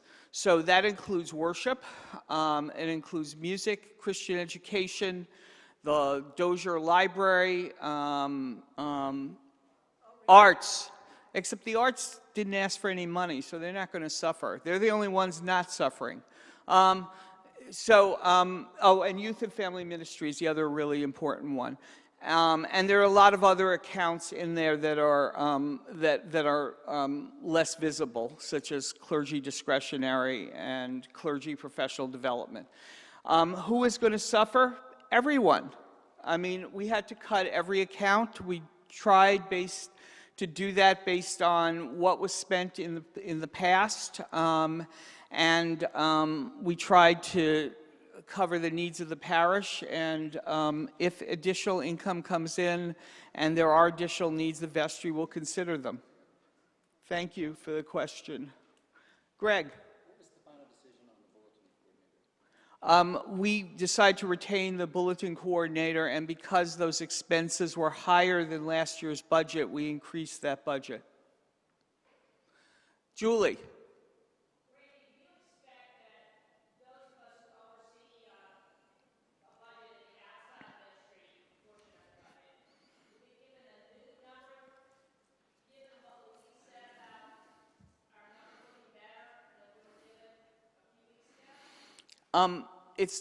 So the question is, our outside ministry and other accounts going to get a higher number based on better financial results? And the answer is we probably won't make that assessment till July. As part of our annual budget process, the Finance Committee looks at the first half of the year in July and proposes changes to the budget if necessary. I have to say that when the vestry talked about the budget, and there were some members who said that we shouldn't necessarily spend a higher amount, but rather use it to reduce the draw on our reserves. But it won't be a Finance Committee decision, it'll be a vestry decision. Matthew. Wait, let me give him a mic. Thank you. Oh, wow. Hello. Randy, on page 18, and I guess 17, it has a list of requests and then the actual. I mean, and it looks like we're something to the effect of $130,000 short. Is there somewhere in this document that lists what cuts were made to which ministries and on what basis? Like, is there minutiae, or is that not included in this document? It's not in the document, but we have a document that we prepared for the vestry showing the cuts that we were recommending from requests. And if you send me an email, I will give you that document. It's in the Finance Committee reports, and that's, we posted those. Did we post it? I didn't think we did. We posted finance, yeah, I believe we did. Okay. I don't know where they're posted, but definitely email me with questions or requests for that document, and I will get it to you. Other questions? Ryan? Former senior warden Ryan Baugh, who got out before the budget problems. Damn, there's no, ignoring mine. I was curious about the 20,000 or so in the staff budget line item, the difference between what was expected or hoped for versus what is actually budgeted at this point. I think it was about 20,000, but I don't have it in front of me. It's 40,000, I think.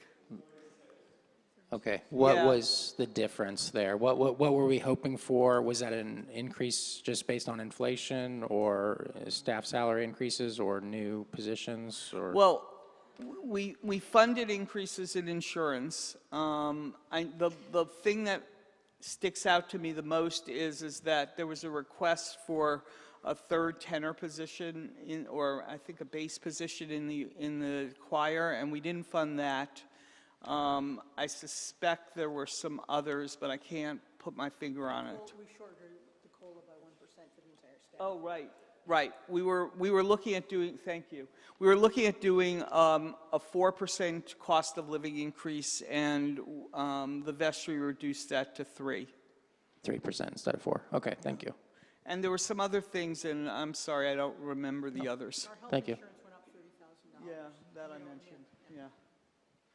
And you got one more question, maybe. Oh, we were having a secret conversation. That's why you couldn't hear us. She was supporting me by augmenting my memory, and we had a huge increase in health insurance that we had to pay for, which was very painful. But the right thing to do, obviously. Yeah. Any other questions? Thank you, Randy.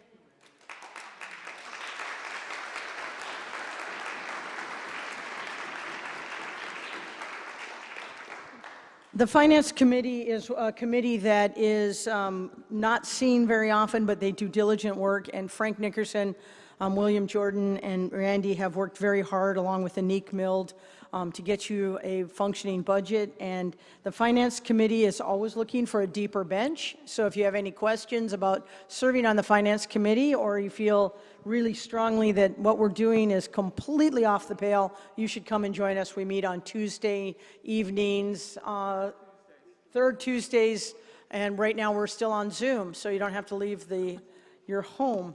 All right, we're moving on out of the State of the Parish Part 2, and we are moving into elections. We have a nominating committee, and Ken Allen is speaking for it, so I turn this over to Ken Allen.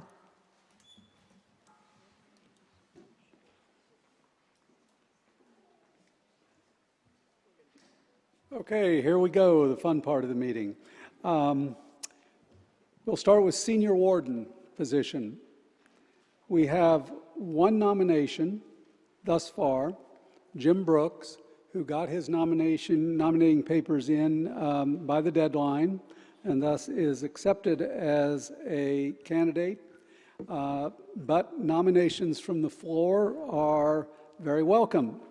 So would anyone like to propose or nominate anyone else for the position of senior warden?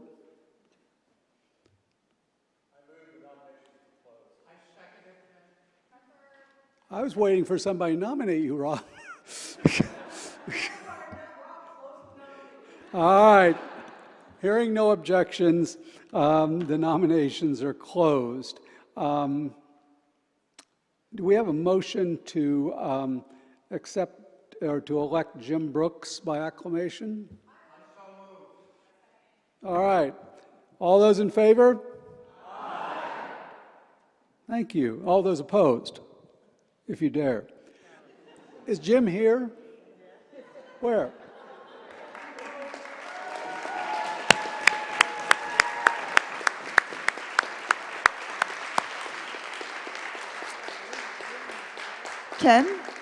Ken, I just want to make sure that Shay's getting all those names, and I'm sorry? It's moving very quickly, so just want to make sure that Shay's getting the nominations. And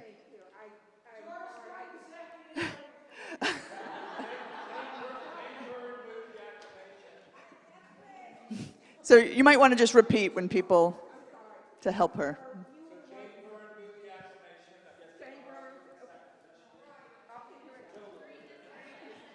There were multiple seconds to that.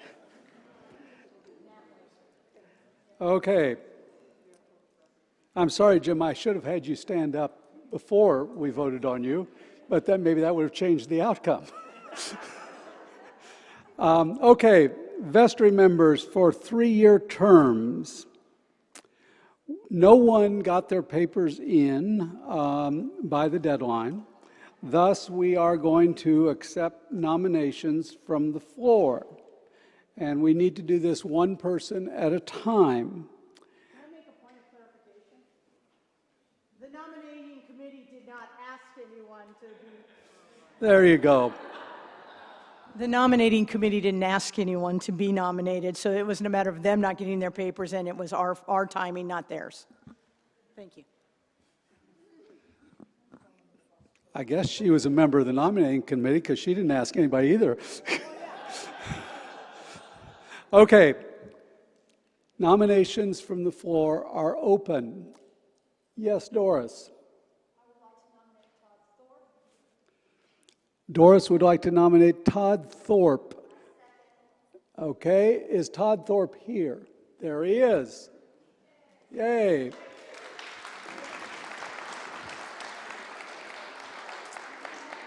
Are there further nominations?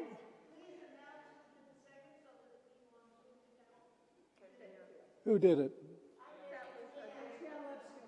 Jan Lipscomb. Is there a second nomination from the floor? Rob. Meg Platt. Who seconded it? Somebody name yourself for them. Marika Klein seconded it. Is Meg Platt here? Yay!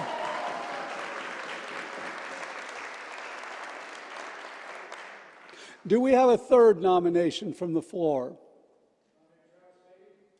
Jeb Ori nominated Travis Beatty.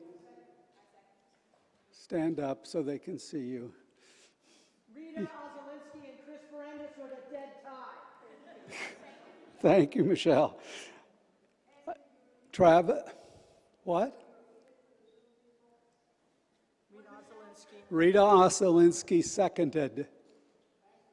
Okay, is Travis here? There he goes.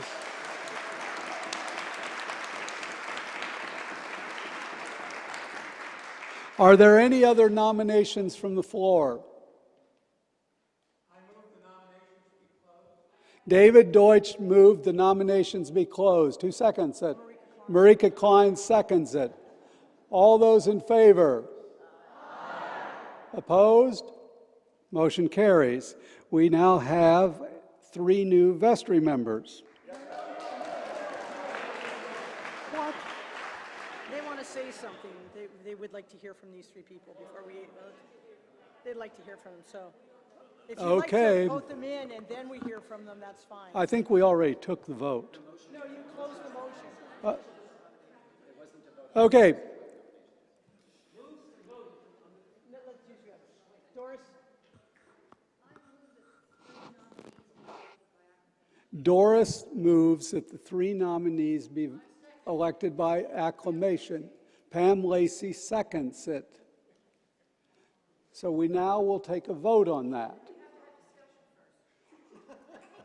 Would anyone like to discuss Doris's motion? Other than Doris? Do you have to come up here to...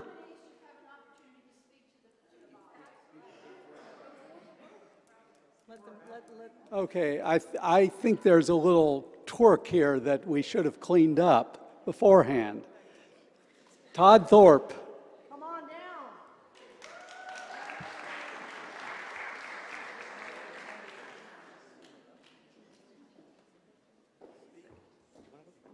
Okay.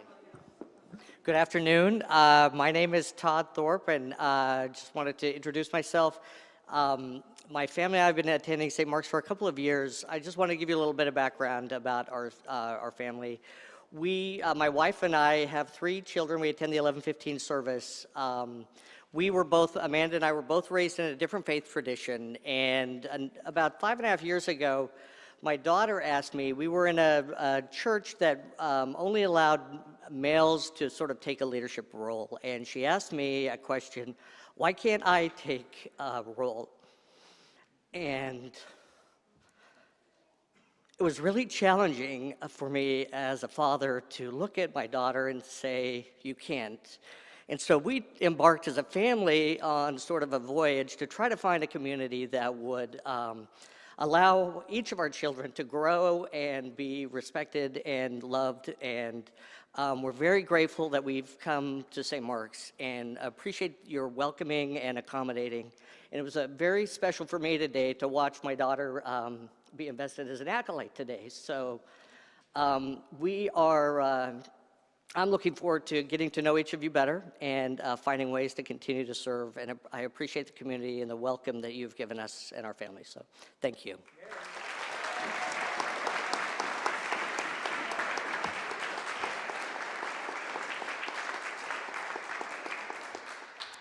Good afternoon, everybody. My name, for those of you who don't know, is Meg Platt.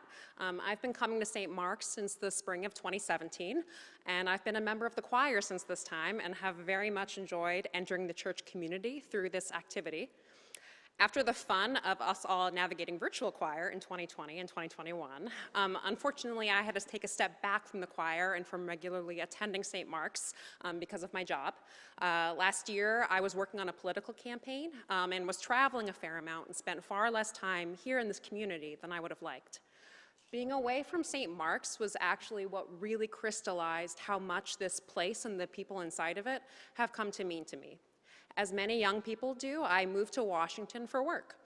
However, in a town in which politics and job status can become all-consuming, I was incredibly grateful to have this place and to make it my home and find my DC family here. And to be reminded every time I come in here that we are on this earth to bring more light and more love to others. I want to see St. Mark's continue to grow and flourish in the years to come. Now that I am back in DC full-time and have a bit more time on my hands, I would be honored to serve you all as a member of the vestry at St. Mark's. I know St. Mark's has its challenges, as all organizations do. I particularly hope that I can bring my skills as a campaign fundraiser to the church by helping Michelle and the whole team with ensuring that our giving program here can sustain the future of our church's operations. I hope to earn your support in my nomination for the vestry, and I look forward to getting to know you all more in the days and weeks to come. Thank you very much.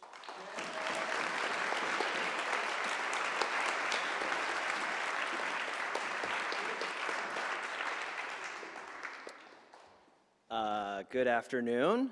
I am Travis Beatty, and when my wife Amber and I first came here about nearly 7 years ago, we were sold on that first trip. Our little ones went to the nursery, and all were invited to the communion. And things got particularly heated during the sermon seminar. Not that I like it when things get heated at sermon seminar, but it did make it very clear that this was no humdrum, go through the motions kind of church. This was a place that was practical and welcoming and very much alive. And our twin girls have gone from playing in that nursery to studying parables in the catechesis and to singing in the children's choir, even today. At the same time, as a stay-at-home dad, I have moved from merely desiring an hour's respite while my 18-month-olds were otherwise occupied in the nursery into a mental space wherein I allowed myself to contemplate a more involved relationship with the church. So as of late, I have spent time working on the Seminarian Advisory Committee and the Intergenerational Activities Small Group, and I have also had the fine privilege of substituting for the Sunday School. And all that's left me with an even more greater admiration and interest in the mission of St. Mark's and a desire to embrace more of a leadership role. I think what I have to offer is the perspective of a parent of young children and a keen desire to ensure this is a place where young families who are seeking out community can continue to find that practical, welcoming, and very alive place that my family found. And I'll mention that prior to becoming a stay-at-home parent, I had many jobs, but they all had a through line: logistics. I have shipped comic books to finicky collectors.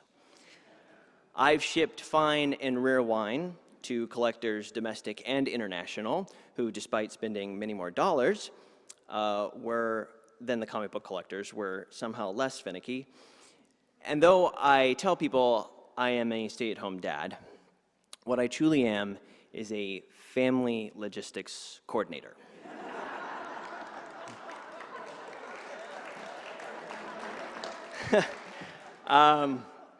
As a longtime father of twins, I don't necessarily plot the course, but I am the man who ensures the ship runs smoothly. I hope to bring my penchant for thinking ahead, for knowing when to sweat the details, and knowing when to step back and focus on the big picture to the vestry. In short, I would greatly appreciate the opportunity to serve in the hopes that I might use my time in silence to give back a little of all that's been granted to me. Thank you.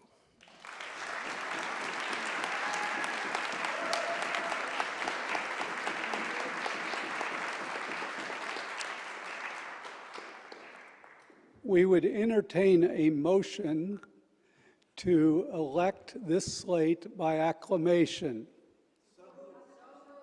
Hold it.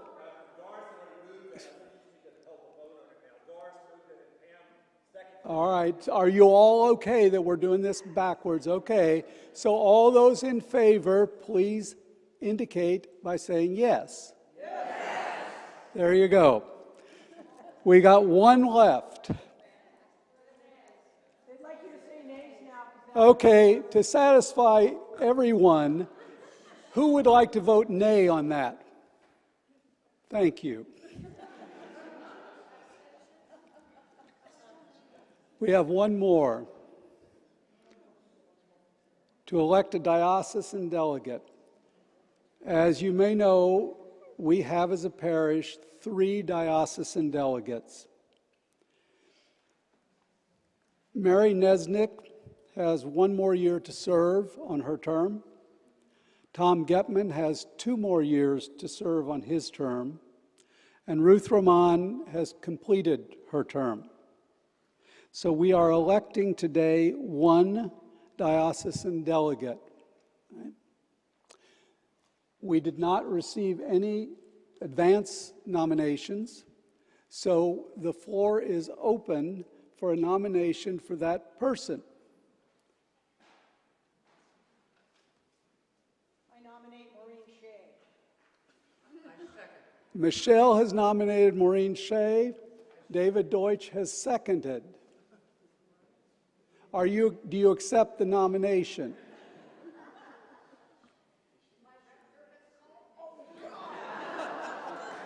For the audience at home, Maureen's quote was, "My rector has called me." Okay. Any other nominations? Okay. David Deutsch has moved nominations be closed. Is there a second? Rob Hall has seconded it. All those in favor? Opposed? Motion carries. Now we could have a motion to approve.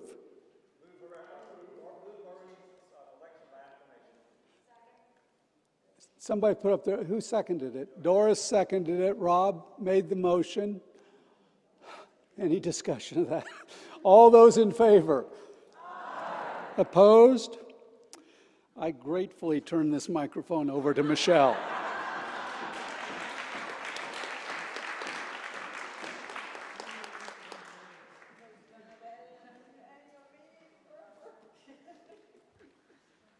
And you all wonder why nobody wants to serve. Come on, guys, you picked on him.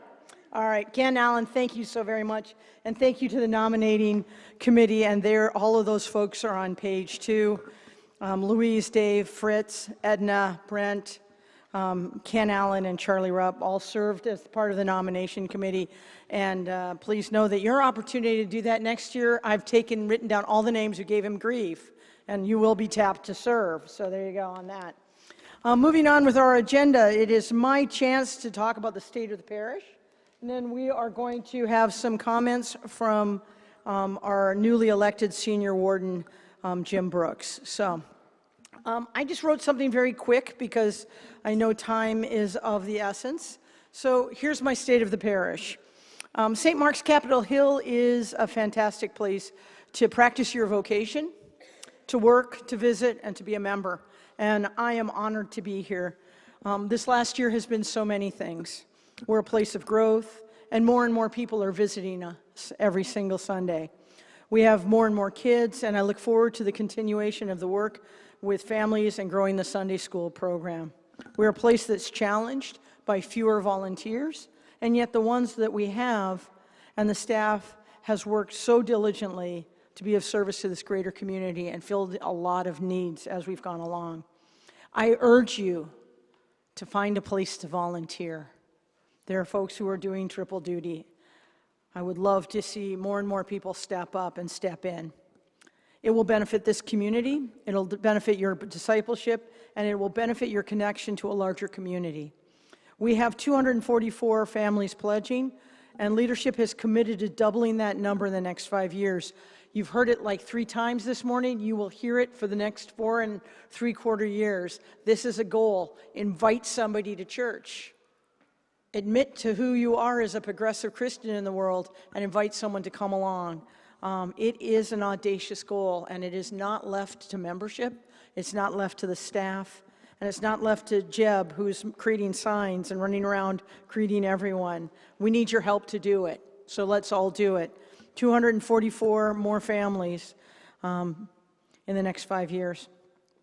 We continue to be a destination place for music of all kinds, and a ton of that is organization that's brought by not only Jeff Kempsky, but Michael Gravely, and Michael is here, and he stepped out, he ran away. Jeff is at the back here, but Michael was just here. The two of them work really hard to make sure that all the moving parts of this place actually function, not just on paper. But there are moments when we go, is there really 3 things happening at once? Because maybe we should call 2 of them and figure this out. So it is a process, and we are trying to figure it out. We bring people in here for theater, for lessons, for meeting, for service work, for opportunity to serve all types of people in need. Again and again and again, people are turning up at our doorstep for the very first time. We need to continue to fulfill this place in this community. As I like to call it, this little corner of Christendom, but this place where we invite others to try and find out where that divine spark is for themselves. And we do need the budget structure to do this work. That's one of the reasons we want to keep growing. And we want to not just have pledge dollars, although if you don't give us money, think about why you don't. It's about giving so freely what we've been given. We are sharing this place in so many ways. We need people here in this corner, this district, and this place, and where these 2 states crash into each other, a place to try and figure out who they are before this idea of something greater than themselves. So that's our work before us in the next year and in the next years to come. But before I step out of here and turn it over to Jim, I want to say this. I want to take a moment and thank the clergy and staff here. We could not do what we need to do without Jeff and Caleb and Catherine and Patricia and Christopher and Michael and Tom and Anique and all the volunteers who've stepped in over the last couple of years. We have had so many people step in. We've not only been able to do the work that we have been given to do, but we've been able to continually accept seminarians like Joel, like Joe, like Andrew Arakawa, all who are working and changing the world. And we're sending Joel off in May, which, much to our regret, we should have figured out a way to keep you. But apparently you have to go back to California, and we're so grateful that we got a chance to journey with you and that you get to carry a little piece of St. Mark's out into the world. So thank you for showing up, and thank you for being here. We could not do this work without you.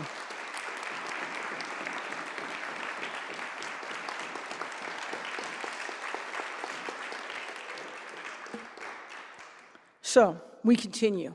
And we are having a new seminarian come in, and I will announce who that person is next week in the e-gospel. If you're not signed up to the e-gospel or you haven't been getting it, sometimes it's very easy to accidentally unsubscribe yourself. So if you haven't seen anything from us on a Friday, it means you're unsubscribed, or it's going into your spam folder. And you should call Chris, because Chris loves those conversations. He wants you to get the e-gospel. So if you want to know who the new seminarian is, you've got to get on the e-gospel, because that's how you're going to find out. So we will continue to do the work that we've been given to do, to bring others into this place, to continue to thrive and explore and create chances for people to meet up with something divine, something bigger themselves. That's the work that we've been asked to do, and I, for one, am thrilled that we get to do it. Thank you all for everything you've done this year, and I look forward to next year as we continue on. And with that, I'm going to turn it over to Jim Brooks, our brand new senior warden.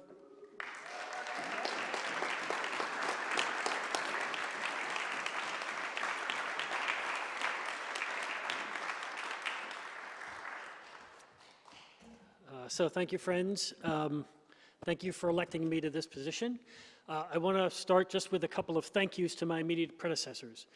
First, to Louise Walsh, who stepped in at a very critical moment. I have known Louise since she taught my confirmation class here back at a time when it was as long as Marine Corps boot camp and had 2 weekends away.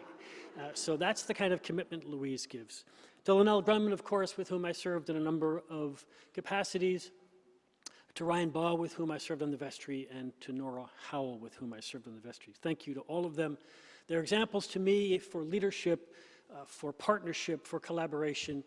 I will take those lessons in, and I will endeavor to follow them. Also, to the wider group of you, I have gotten so many very generous, very energetic, very thoughtful, very creative comments from so many of you after it was announced that I would seek this position. Ideas, hopes, thoughts, recommendations. Oh, so many recommendations.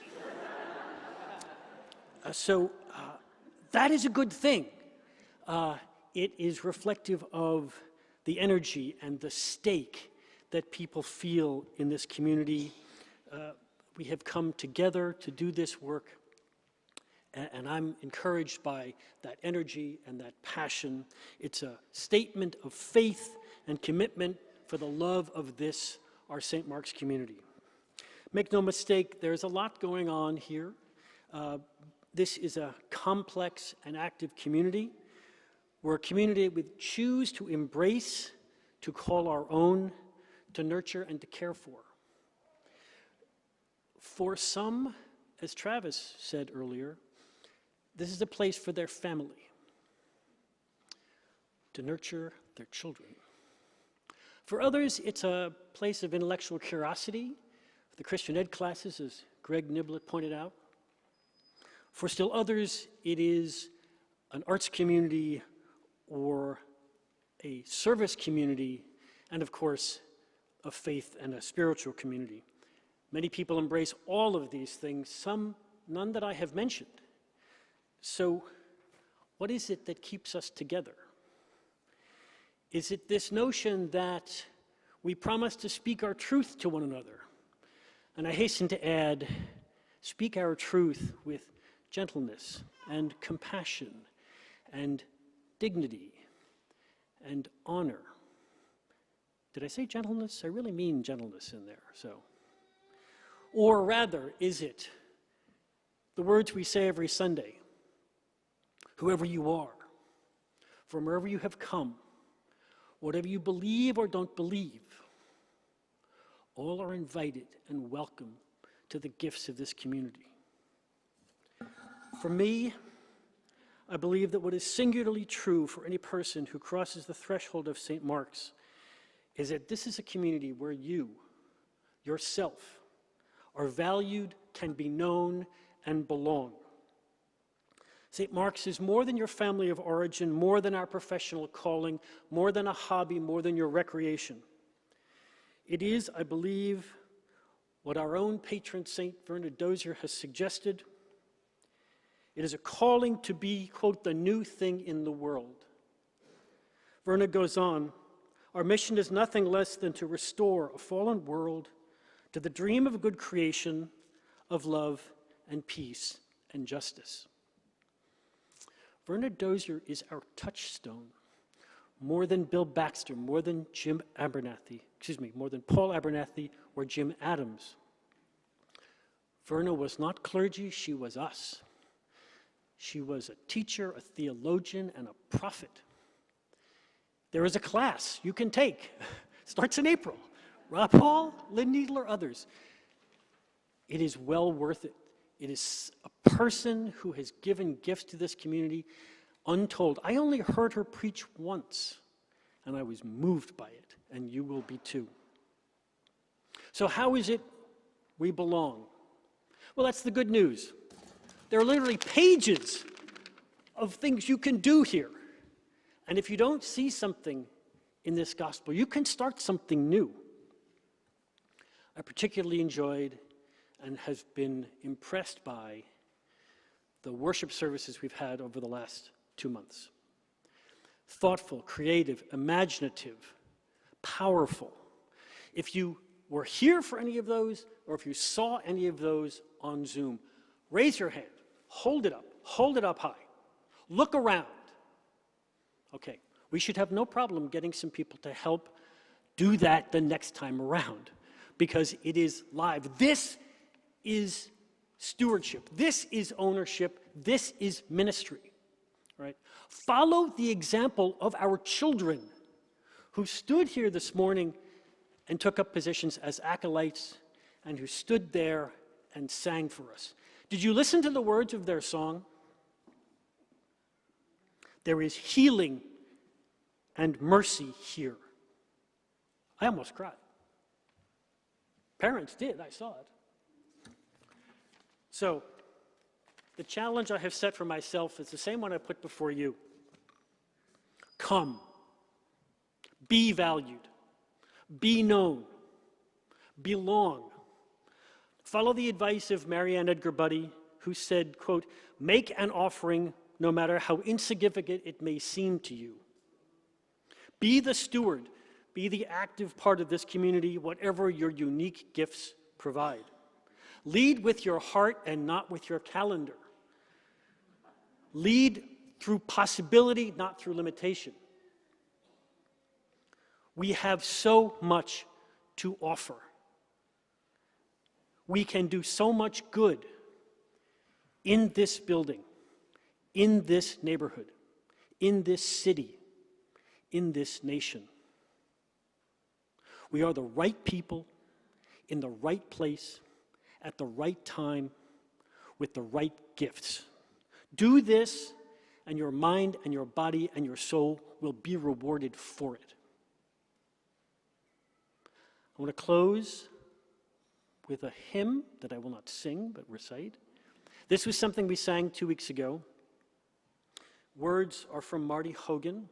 Choir members, if you want to hum along to the melody, profound gestures. Listen to this. I was moved by this, and I hope this compels you as well. Here in this place, new light is streaming. Now is the darkness vanished away. See in this space our fears and our dreamings, brought here to you in the light of this day. Gather us in, the lost and forsaken. Gather us in, the blind and the lame. Call to us now, and we shall awaken. We shall arise at the sound of your name. Not in the dark of buildings confining, not in some heaven light years away. Here in this place, a new light is shining. Now is the kingdom. Now is the day. Thank you for your kind attention. I look forward to our journey together over the next 2 years.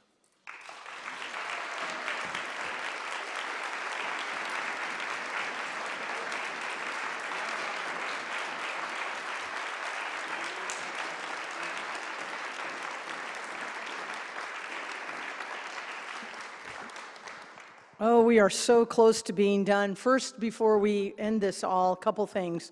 I want to thank Charlie and David for making this all work, broadcasting this out, and for David to floor manage this all and keep us on our paces. I also want to thank Kit and Eland for running the Zoom meeting and making this possible for people who couldn't be here. Thank you both so very much for making that work. Chris Berendez and Land of 357 emails has kept us on our paces. So if Chris is in here, thank you to Chris. And thank you to the entire vestry. They are listed on the back of the bulletin. And all of them have helped us create this place. We do have a few sandwiches left over. Anything that is left over, we are going to take over to Shirley's place. But if you'd like, God gave you 2 hands. So if you want supper, go on, swing through and grab yourself another sandwich.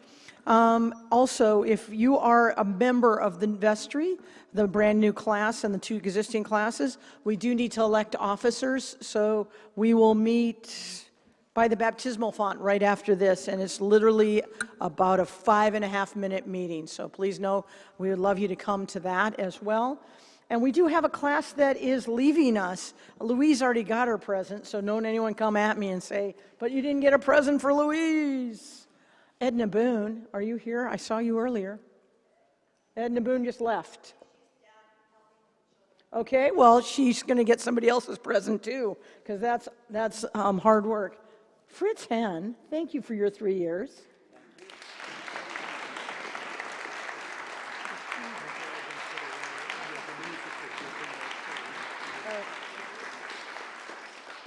Brent, also thank you so much for your 3 years.